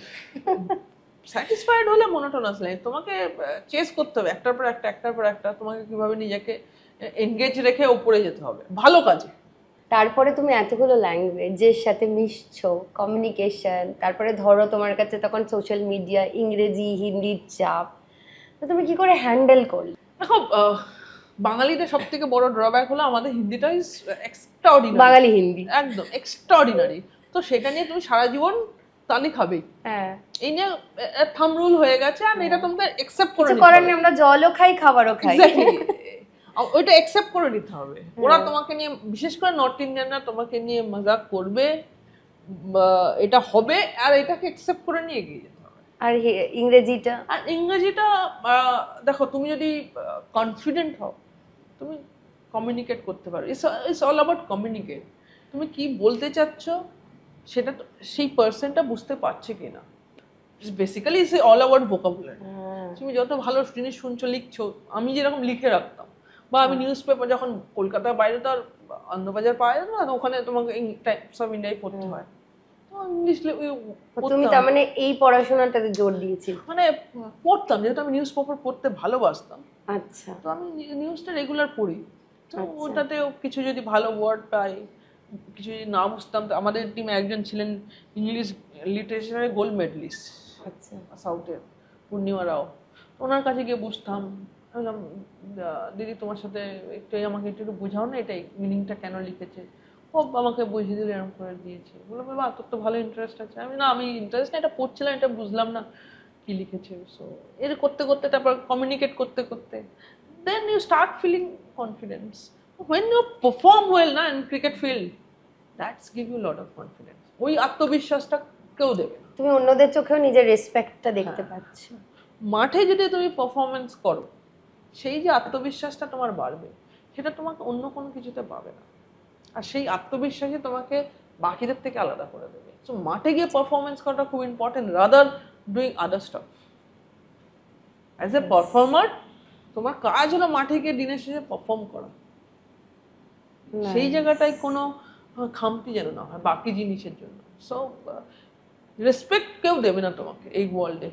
তোমাকে রেসপেক্ট আর্ন করতে হবে তোমার ভালো কাজ করে, তবে তুমি রেসপেক্ট পাবে। রেসপেক্ট কেন করবে লোকে? ও তো চাইবে আমার থেকে সেই রেসপেক্ট। রেসপেক্ট পেতে গেলে তোমাকে ভালো করতে হবে, তোমাকে সামনের দিকে এসে এক্সট্রা লিডারশিপ রোল তোমাকে নিতে হবে। This is my duty to give more than 100% to win this game. তার জন্য তুমি কি এফর্ট লাগাচ্ছ, সেই এফর্টটা তোমার বাকিদের থেকে আলাদা করবে। জেতা হারাটা ইজ এ ডিফারেন্ট রুল। জিতবে হারবে দ্যাটস থাকবেই, কিন্তু তোমার কমিটমেন্ট অ্যান্ড তোমার এফর্টটা মাঠে সব থেকে ম্যাটার করে।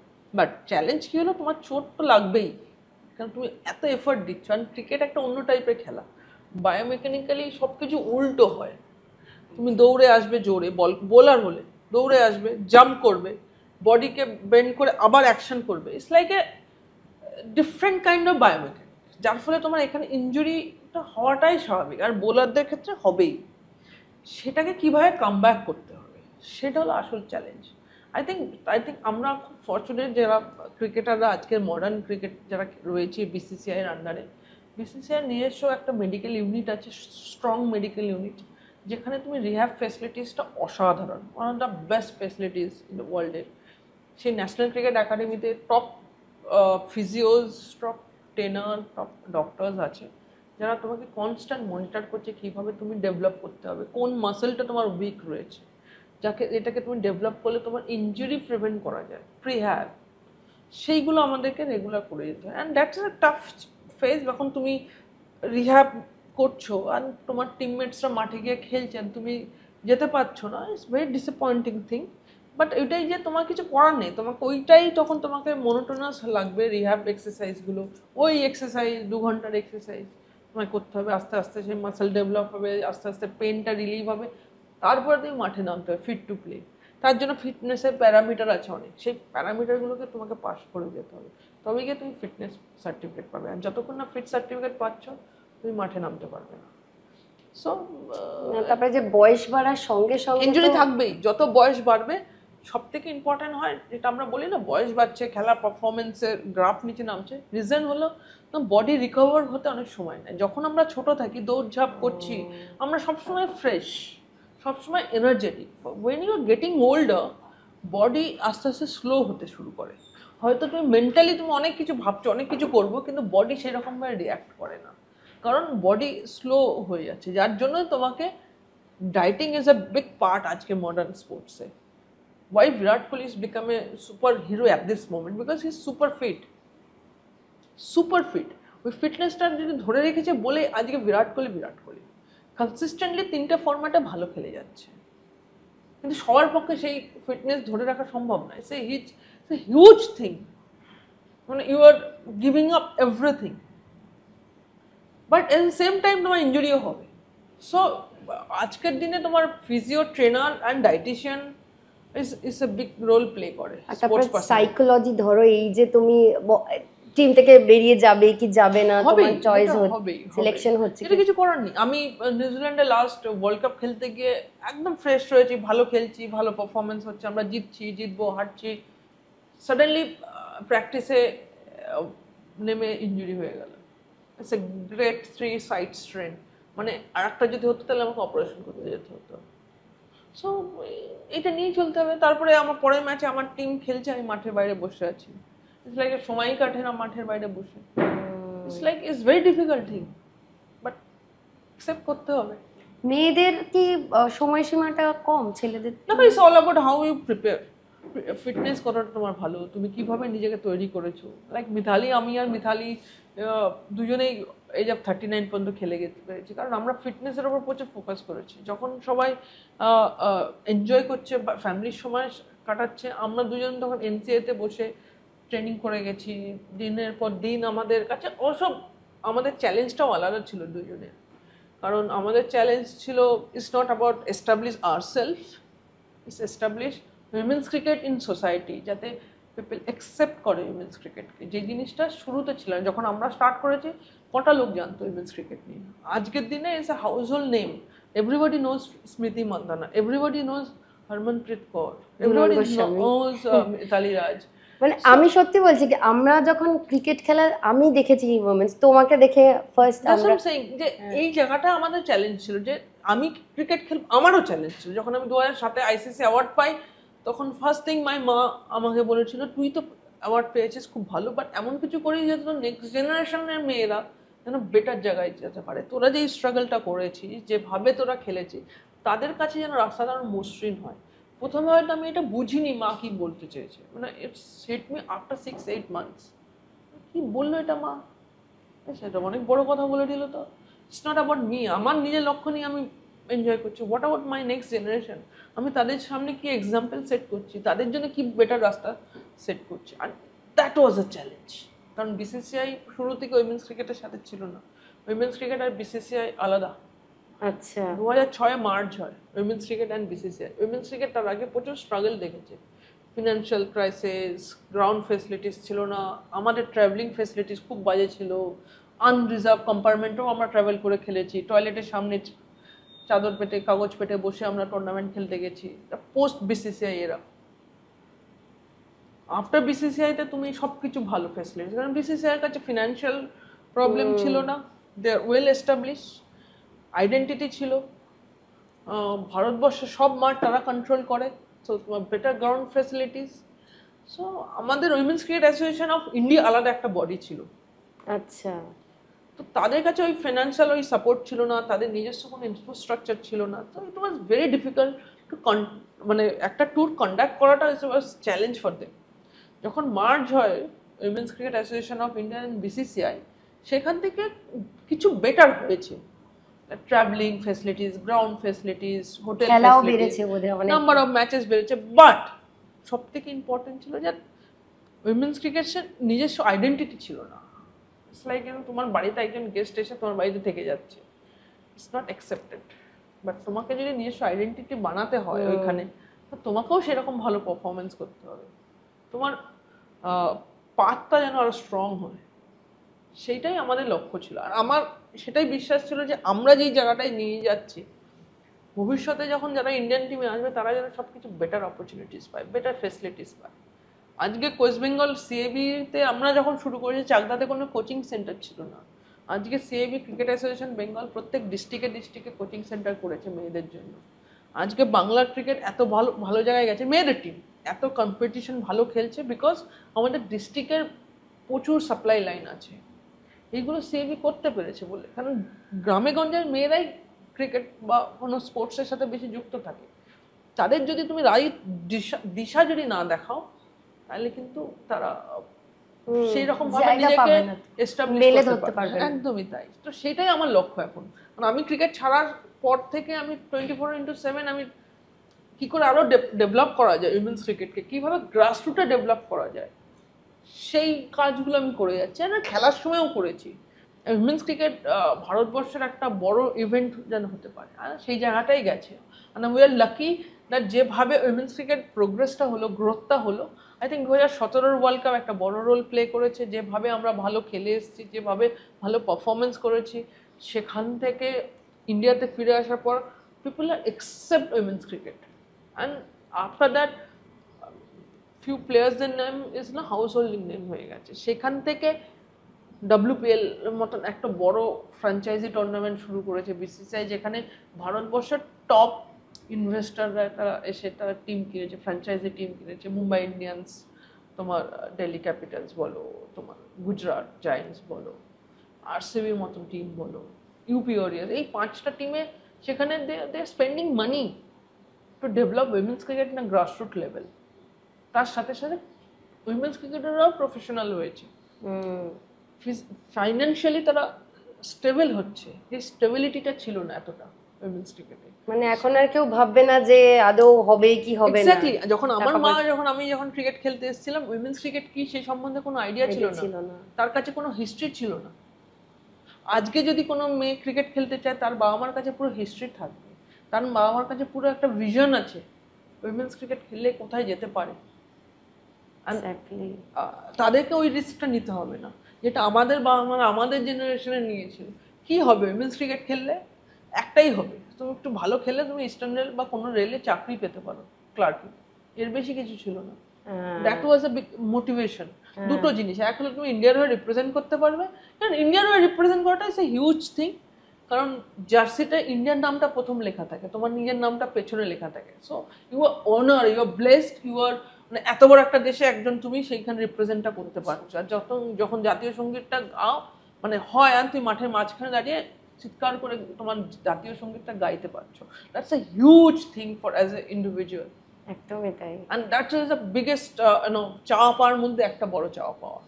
তো সেই জিনিসটা আছে। এছাড়া আর কি ছিল উইমেন্স ক্রিকেটে? বাট আজকে you have better lifestyle, you have better stability, better facilities, সব কিছু তোমার মানে one phone call away, it's like that. দারুণ। এই যে এখন অবসর সময়, তুমি নিজের সঙ্গে নিজে কি করে চ্যালেঞ্জের সাথে, মানে নিশ্চয়ই একটা চ্যালেঞ্জ এত কাজ করতে, গ্রাউন্ডে খেলতে, এখন তুমি কোচ মুম্বাই ইন্ডিয়ান্সের তো বোধহয় তুমি। হ্যাঁ, আমি মুম্বাই ইন্ডিয়ান্সের সাথে ফুল টাইম মেন্টর কাম কোচ, বেঙ্গলে মেন্টর, ক্রিকেট অ্যাসোসিয়েশন অফ বেঙ্গলের সিচুয়েশন কিরকম এখন? প্লেয়ার ভালো জায়গায় আছে। লাস্ট 3-4 বছর ধরে আমরা কনসিস্টেন্টলি ন্যাশনাল লেভেলের সব টুর্নামেন্ট জিতছি, আমাদের প্রচুর মেয়েরা খেলছে, বেঙ্গল প্রো লিগ হচ্ছে, সেখানেও ফ্র্যাঞ্চাইজি লিগ স্টার্ট হয়েছে, সেখানে মেয়েরাও মানে তোমার ফিনান্সিয়ালি সাপোর্টটা পাচ্ছে। সো অল আর মানে এখনো পর্যন্ত ঠিক জায়গায় আছে। টাইমটা অনেক বেরিয়ে যায়, নিজের পার্সোনাল লাইফ বলে আর কিছু থাকে না, কারণ তুমি যখন 4টে টিমকে হ্যান্ডেল করবে, under-15, under-19, 23 সিনিয়র টিম, তো হোল ডে তোমার এর মধ্যেই সার্কেলেই চলে যায়। কেন তাদের সাথে কমিউনিকেট করা, তাদেরকে বেসার ফেসিলিটিস দেওয়া, একটা গ্রামগঞ্জ থেকে আসছে, তাদের থাকার ব্যবস্থা সিএবি কোথায় করেছে সেটা একবার জানা, কোচেসদের সাথে কমিউনিকেট করা, কি প্ল্যানিংয়ে প্র্যাকটিস স্টার্ট করছে, তাদের জন্য আরও কি বেটার ফেসিলিটিস আমাদের সিএবি প্রোভাইড করতে পারে, কি করলে আমাদের মেয়েরা উপর লেভেলে গিয়ে খেলে ইন্ডিয়ান টিমে রিপ্রেজেন্ট করতে। আলটিমেট লক্ষ্যটা কি? যাতে আমাদের বাংলা থেকে ম্যাক্সিমাম মেয়েরা যাতে ইন্ডিয়ান টিমে রিপ্রেজেন্ট করে, আর বাংলার টিমটা যেন BCCI টুর্নামেন্টগুলোতে চ্যাম্পিয়ন হয়। তাদের জন্য এই একটা পার্টটা যেন মসৃণ হয়, তাদেরকে যেন চিন্তা করতে না হয় যে আমি এখানে আসছি, আমাকে কি করব, আমি কোথায় আসবো। সব গ্রামগঞ্জ থেকে আসছে, আমাদের মতনই তারা মিডল ক্লাস, নিম্ন মধ্যবর্তী ফ্যামিলি থেকেই তারা এসছে, কিন্তু তাদের কাছে যেন আমরা যে স্ট্রাগলটা করেছি সেই স্ট্রাগলটা যেন তারা না করে। So that's a challenge for me, and এই কাজটা আমি খুব এনজয় করে করি। It's not a burden for me, I really enjoy, because that is a way I want to give it back to my event. That is my one thing, that আমি আমার ইভেন্টকে আমি keep দিতে পারছি, and সেটাই আমি দেওয়ার চেষ্টা করছি সারাক্ষণ। বেঙ্গলেও তাই, মুম্বাই ইন্ডিয়ান্সেও তাই। আমি আর একটা টিম KKR-এর একটা উইমেন্স টিম আছে ওয়েস্ট ইন্ডিজে, সেখানেও হেল্প করি। সো এই করে সময় কেটে যায় অবসর টাইম। বাড়িতে মা বলছে ক্রিকেট ছাড়ার পর তুই আরও ব্যস্ত হয়ে যাচ্ছিস, বাড়িতেই থাকিস না। আমরা ভেবেছিলাম তুই ক্রিকেট ছাড়ার পর হয়তো বাড়িতে থাকবি, আমাদের সাথে সময় কাটাবি, এখন তো উল্টো জায়গায় হয়ে গেল। মা যেত সঙ্গে করে? ছোটবেলায় আসতো, বড় হয়ে আর আসি যায়নি। মা। আমি যখন খেলতাম বেশি দেখতো না, কারণ মা খুব টেন্স ফিল করতো, আর ভাবতো না আমি এই বুঝি রান আউট হয়ে যাবো। তো ভারতের হয়ে প্রথম খেলা, এবং ভারত যখন তুমি রিটায়ারমেন্ট করছো, মানে প্রথম যখন খেলছিলে যে এক্সাইটমেন্ট, এবং যখন শেষ খেলা বুঝতে পারছো, দুটোর মধ্যে যদি মানে তোমার এই অনুভূতিটা দিয়ে। দেখো, প্রথম যখন ইন্ডিয়ান টিমে রিপ্রেজেন্ট করি তখন ফার্স্ট ব্যাটটা ধরেছে একদম, তখন মানে অনুভূতিটা অন্যরকম ছিল। যখন জাস্ট আমার স্বপ্নই ছিল অ্যাটলিস্ট আমার কাছে যেন সেই সুযোগটা যেন ভগবান দেয় যে আমি রিপ্রেজেন্ট করেছি ইন্ডিয়া, নিজেকে বলতে পারি আমি ইন্ডিয়া প্লেয়ার, আর সেইখানে যদি একটা উইকেট পেয়ে যায় আই উইল বি হ্যাপি। দেন সেখান থেকে ওই যে সময়ের সাথে সাথে তোমার চেঞ্জ হতে থাকে, লক্ষ্য চেঞ্জ হতে থাকে, তোমার চাওয়া পাওয়া চেঞ্জ হতে ঝুলিতে থাকে, রান, ঝুলিতে উইকেট, ঝুলিতে সেগুলো তোমার দায়িত্ব বেড়ে যায়। হ্যাঁ। And that's becoming my job, that's my duty, that প্রত্যেক ম্যাচে আমাকে ভালো খেলতে হবে, প্রত্যেক ম্যাচে আমাকে উইকেট নিতে হবে, তবে আমার টিম জিতবে। এই যে জেতার একটা খিদে, অ্যান্ড জেতার খিদে আর টিমকে জেতানোর খিদে, এই দুটোই কিন্তু তোমাকে তারপরে ড্রাইভ করে নিয়ে গেছে। আমি কিন্তু কোনোদিন প্ল্যান করিনি যে আমি 20 ইয়ার্স ক্রিকেট খেলবো, আমি কোনোদিন প্ল্যান করিনি। আমি জানি আমি 1 বছর কি 2 বছর ম্যাক্সিমাম ইন্ডিয়ার হয়ে খেলতে পারবো, বা এইটুকুনটি হয়তো আমার খেলার সুযোগ থাকবে, কিন্তু টাইমের সাথে সাথে চেঞ্জ হতে গেছে। প্রথমে ইন্ডিয়াকে জেতানো, তারপর নিজেকে এস্টাবলিশ করা ইন্ডিয়ান টিমে, কারণ পাহাড়ের চূড়ায় সবাই উঠতে পারে, কিন্তু পাহাড়ের চূড়ায় থাকাটা আসল চ্যালেঞ্জ, সেটা করা। তারপরে লক্ষ্যটা হলো যে এখান থেকে জেতানো, পারফরমেন্স করে টিমকে মোস্ট ম্যাচ জেতাবো, সেটা হলো আসল চ্যালেঞ্জ।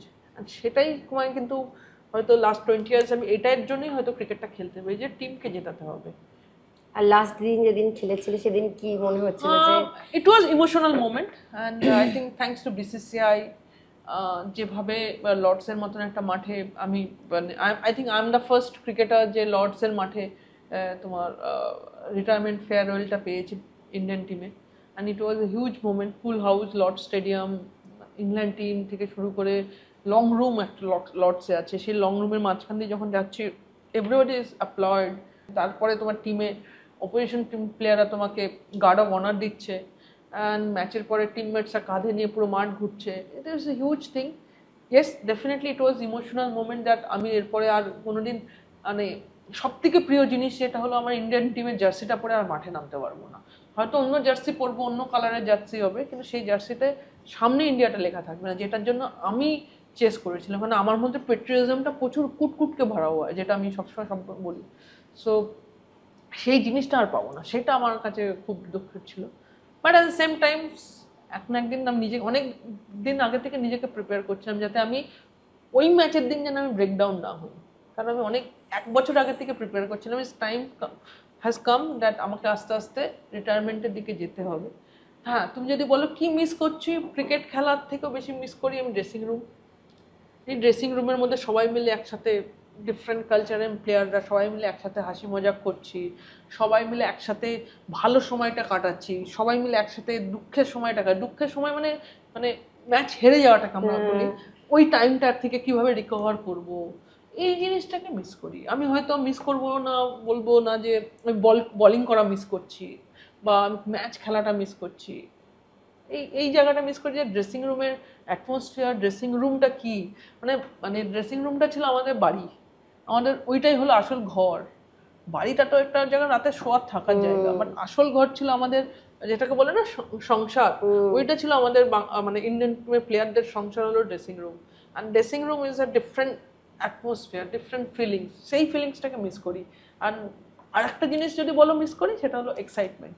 এই যে সকালবেলা ঘুম থেকে উঠে মাঠে যাওয়া, ম্যাচ খেলতে যাওয়ার প্রিপারেশন বা প্র্যাকটিস করার প্রিপারেশন, আজকে যাব ম্যাচ খেলবো বা প্র্যাকটিস করতে যাবে, আমাকে এই কাজগুলো করতে হবে, সেই এক্সাইটমেন্টটা নেই। আমি জানি হ্যাঁ এটা ঘুম থেকে উঠবো, ট্রেনিং আছে, আজকে এই টিমের প্র্যাকটিস আছে, এদের সাথে এই ডিসকাশনটা করতে হবে, এই প্লেয়ারটার সাথে এই প্লেয়ারটাকে ডেভেলপ করার জন্য এই ভিডিও আমি দেখে নিয়েছি, আজকে এটা আমি করাবো, কীভাবে ওকে ডেভেলপ করা যায়, এইগুলো। But very very different challenge, but ওই এক্সাইটমেন্টটা ইজ ডিফারেন্ট। তো ড্রেসিং রুম অ্যান্ড দ্যাট ম্যাচের প্রিপারেশন বা প্র্যাকটিসের প্রিপারেশনের যে এক্সাইটমেন্টটা ছিল, এই দুটো জিনিসকে আমি মিস করি ক্রিকেট ছাড়ার পরে। 25 নম্বরটা, এইটা অনেকক্ষণ ধরে জিজ্ঞেস করবো যে 25 নম্বরটা কে সিলেক্ট করেছিল জার্সিতে? আমার টিমমেটস। তাই? আমার প্রথমে জার্সি নাম্বার ছিল 10। আচ্ছা, মানে হিউজ ম্যারাডোনা ফ্যান ছিলাম। তো আমি ওই পাগলপন্থী থেকে 10 নম্বর নিয়ে খেলছি। আমার একজন বন্ধু বলে, আর ক্রিকেটার না একটু বিশেষ করে স্পোর্টস পার্সনের একটু ওই এদিক ওদিক কুমন্থা একটু মানে মানে বিশ্বাসে আছে। আমাকে বলে ধর তুই যা 10 নম্বর তোর পারফরমেন্স হচ্ছে না, শুটফুট করে না, কি 10 নম্বর পরে হচ্ছে 25 নম্বর পরে খেল, দেখবে তোর স্কাই রকেট হবে তোর পারফরমেন্স। বলছে হাম বল রা শুন তু। আচ্ছা ঠিক আছে। আবার বিসিসিআইটা এরকম ভাবে তুমি চেঞ্জ করতে পারো নাম্বার, কারণ তোমাকে আগে থেকে জানাতে হবে তো ওই নাম্বারটা অন্য একজনকে হয়তো নিয়ে রেখেছে। তো আরেকজন বলছে छोड़ ना यार इसमें कम कल। ऐसे नहीं यार, उसने बोला तो कुछ तो है भाई, দিমাগ में रह गया। হ্যাঁ আমার মানে তারপরেও একটা দুটো সিরিজ খেলেছি, কিন্তু মাথায় সারাক্ষণ বলছে নাম্বারটা এবার আমাকে চেঞ্জ করতে হবে, দেখি কি হয়। সো তারপরে নাম্বার চেঞ্জ করলাম। হ্যাঁ I feel that she was right actually। ও কিন্তু কোনো মেন করে বলেনি আমাকে, যে মজাক মে उसने बोला, but I take it very seriously. তারপর নাম্বার চেঞ্জ করলাম। 25 অবশ্যই মানে ভালো নাম্বার, কারণ তোমার জন্মদিন, তোমারও আজকে 25তম এপিসোড, সো সবকিছুতেই একটা মিলে গেল। দেখো আচ্ছা, বল করতে গিয়ে তোমার কাকে সব থেকে চ্যালেঞ্জিং মনে হতো? অ্যাজ এ বোলার তোমার সবসময় সব ব্যাটারকে চ্যালেঞ্জ মনে হবে, অ্যান্ড প্রত্যেকটা সিচুয়েশন ইজ ডিফারেন্ট। প্রত্যেকটা সিচুয়েশন তোমাকে জিততে হবে। তুমি যে প্রত্যেকদিন জিতবে অ্যাজ এ বোলার সেটা খুব কম, কারণ bowling is a action, batter is a reaction. So সেখানে তোমাকে জিততে গেলে প্রত্যেকটা মুহূর্তে তোমার যে স্ট্র্যাটেজি আছে সেটাকে কীভাবে তুমি ইমপ্লিমেন্ট করছো সেটার উপর, অ্যান্ড কীভাবে ব্যাটারকে তুমি সেট আপ করছো সেটাও আছে। সো অবভিয়াসলি শুরুতে অস্ট্রেলিয়ার ক্যারেন রোল্টন ছিল লেফটি ব্যাটার, সলিড ব্যাটিং করতো, ওকে আউট করা খুব চ্যালেঞ্জিং ছিল। মানে যখনই আমি ওকে আউট করার জন্য সেট আপ করতাম, সেট আপ মানে প্ল্যানিংটাকে এক্সিকিউট করার জন্য ভালো করে সেট আপ করতে হতো ব্যাটারকে। মানে তোমার আমি প্রথমে দুটো আউট সুইং করালাম, তারপর একটা ইন সুইং করলাম, এতে ও বুঝতে না পারে আমি কী করছি, ওইটাকে বলে সেট আপ। তো আমি সেট আপ অনেক রকমভাবে সেট আপ করতাম, কিন্তু ও এত তাড়াতাড়ি লেন্থ পিক করতো, ওকে আউট করতে গেলে রীতিমতন আমাকে মানে মাথার ঘাম পায়ে ছুটতে হতো, বিশেষ করে ওর seconds. She was top class quality batter, মানে one of the finest that Karen Rolton.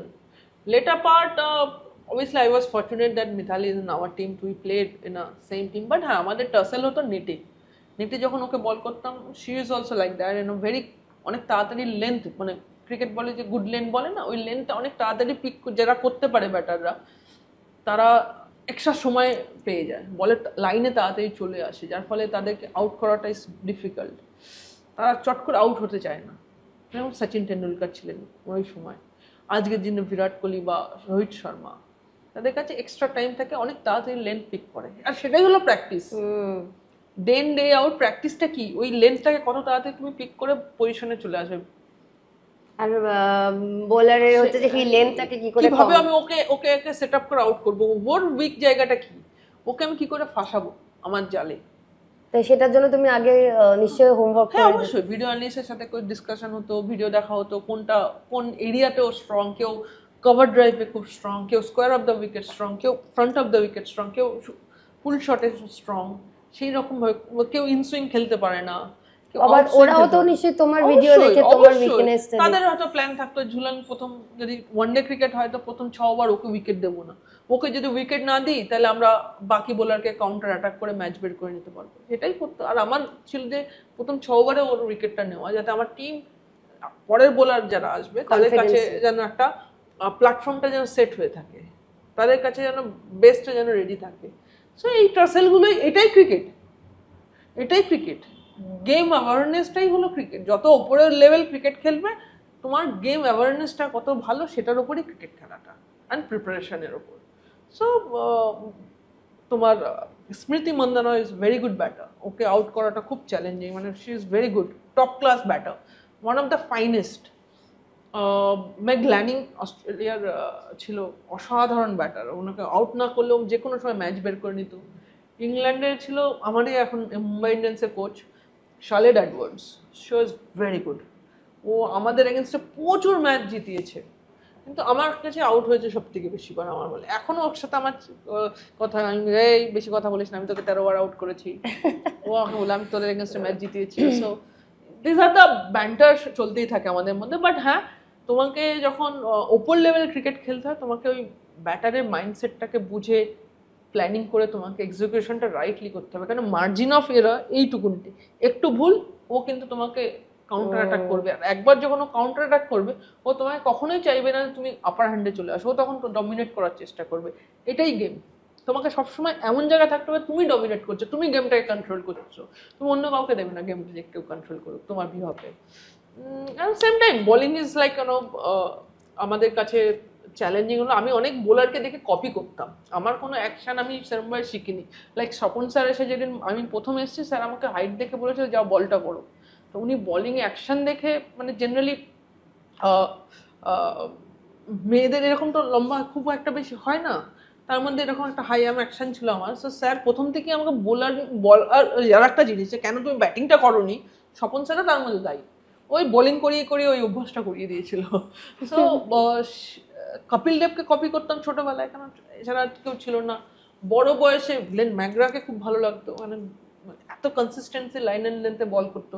Wasim আকরাম যে লেফটি, ওয়াসিম আকরামকে ভালো লাগতো, অসাধারণ সুইং বোলার ছিল। সো এইসব দেখেই বড় হয়েছে, আর সেগুলো আমি ছাদে কপি করতাম। এসব করতে করতে একটা ভজগটা অ্যাকশন বানিয়ে ফেলেছি নিজের মধ্যে করে, নিজের মতন করে একটা অ্যাকশন বানিয়েছি। অ্যান্ড সেটা কিভাবে বানিয়েছি কেউ জানে না, everybody have their own action. এটা কিন্তু কেউ কারোর অ্যাকশন কিন্তু একজনের মতন কোনোদিন কারোর হয় না, everybody has their own action, bowling action. এটা কিন্তু ক্রিকেটের সব থেকে বড়, মানে বিশেষ করে বোলারদের ক্ষেত্রে এটা কিন্তু সব থেকে বড় জিনিস। আমরা একটা জায়গায় মিনিমাইজ করার চেষ্টা করি টেকনিক্যাল এরাগুলোকে, যাতে ইনজুরি ফ্রি করা যায়, যাতে তুমি আর একটু গতিতে বল করতে পারো, ইনজুরি ফ্রি হলো, সেটার জন্য তুমি কিছু অ্যাডজাস্টমেন্ট করতে পারো, অ্যালাইনমেন্ট।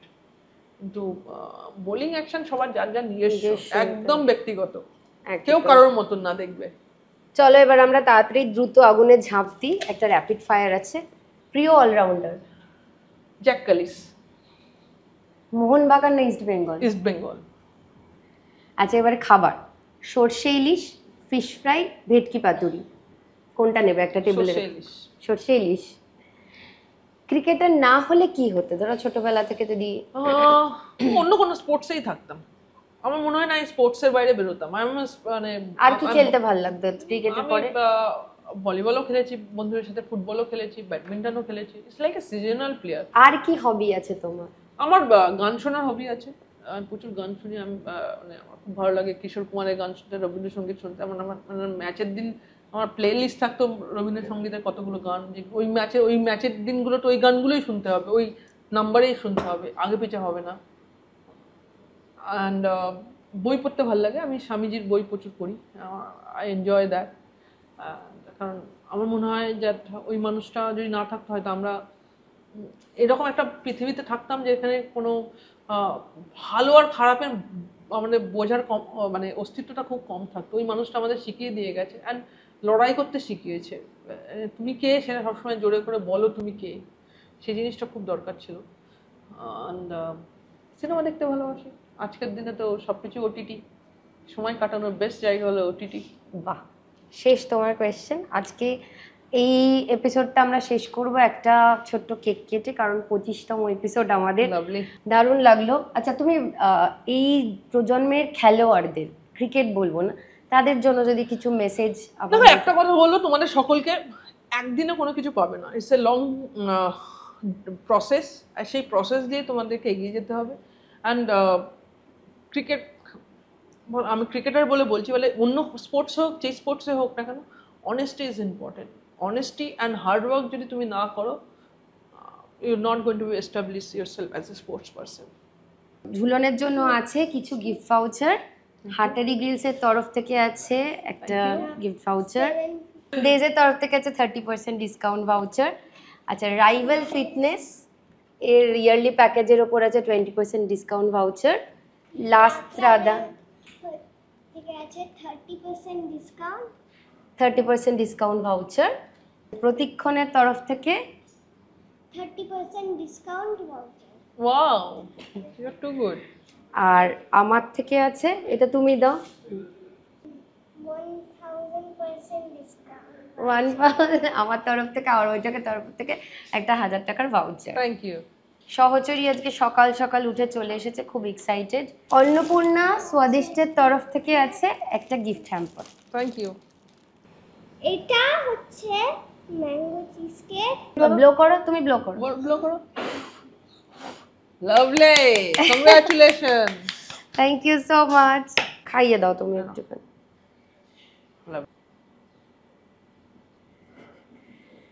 Thank you. ইয়ামি। আমাদের এই পর্বের প্রশ্ন হলো, আমাদের আজকের অতিথি ঝুলন, তার এই মুহূর্তের সবচেয়ে প্রিয় খাবার কি? ঝুলনের এই মুহূর্তের সবচেয়ে প্রিয় খাবার কি? তাড়াতাড়ি উত্তরটা দিয়ে দিন নিচে দেওয়া মেল আইডিতে।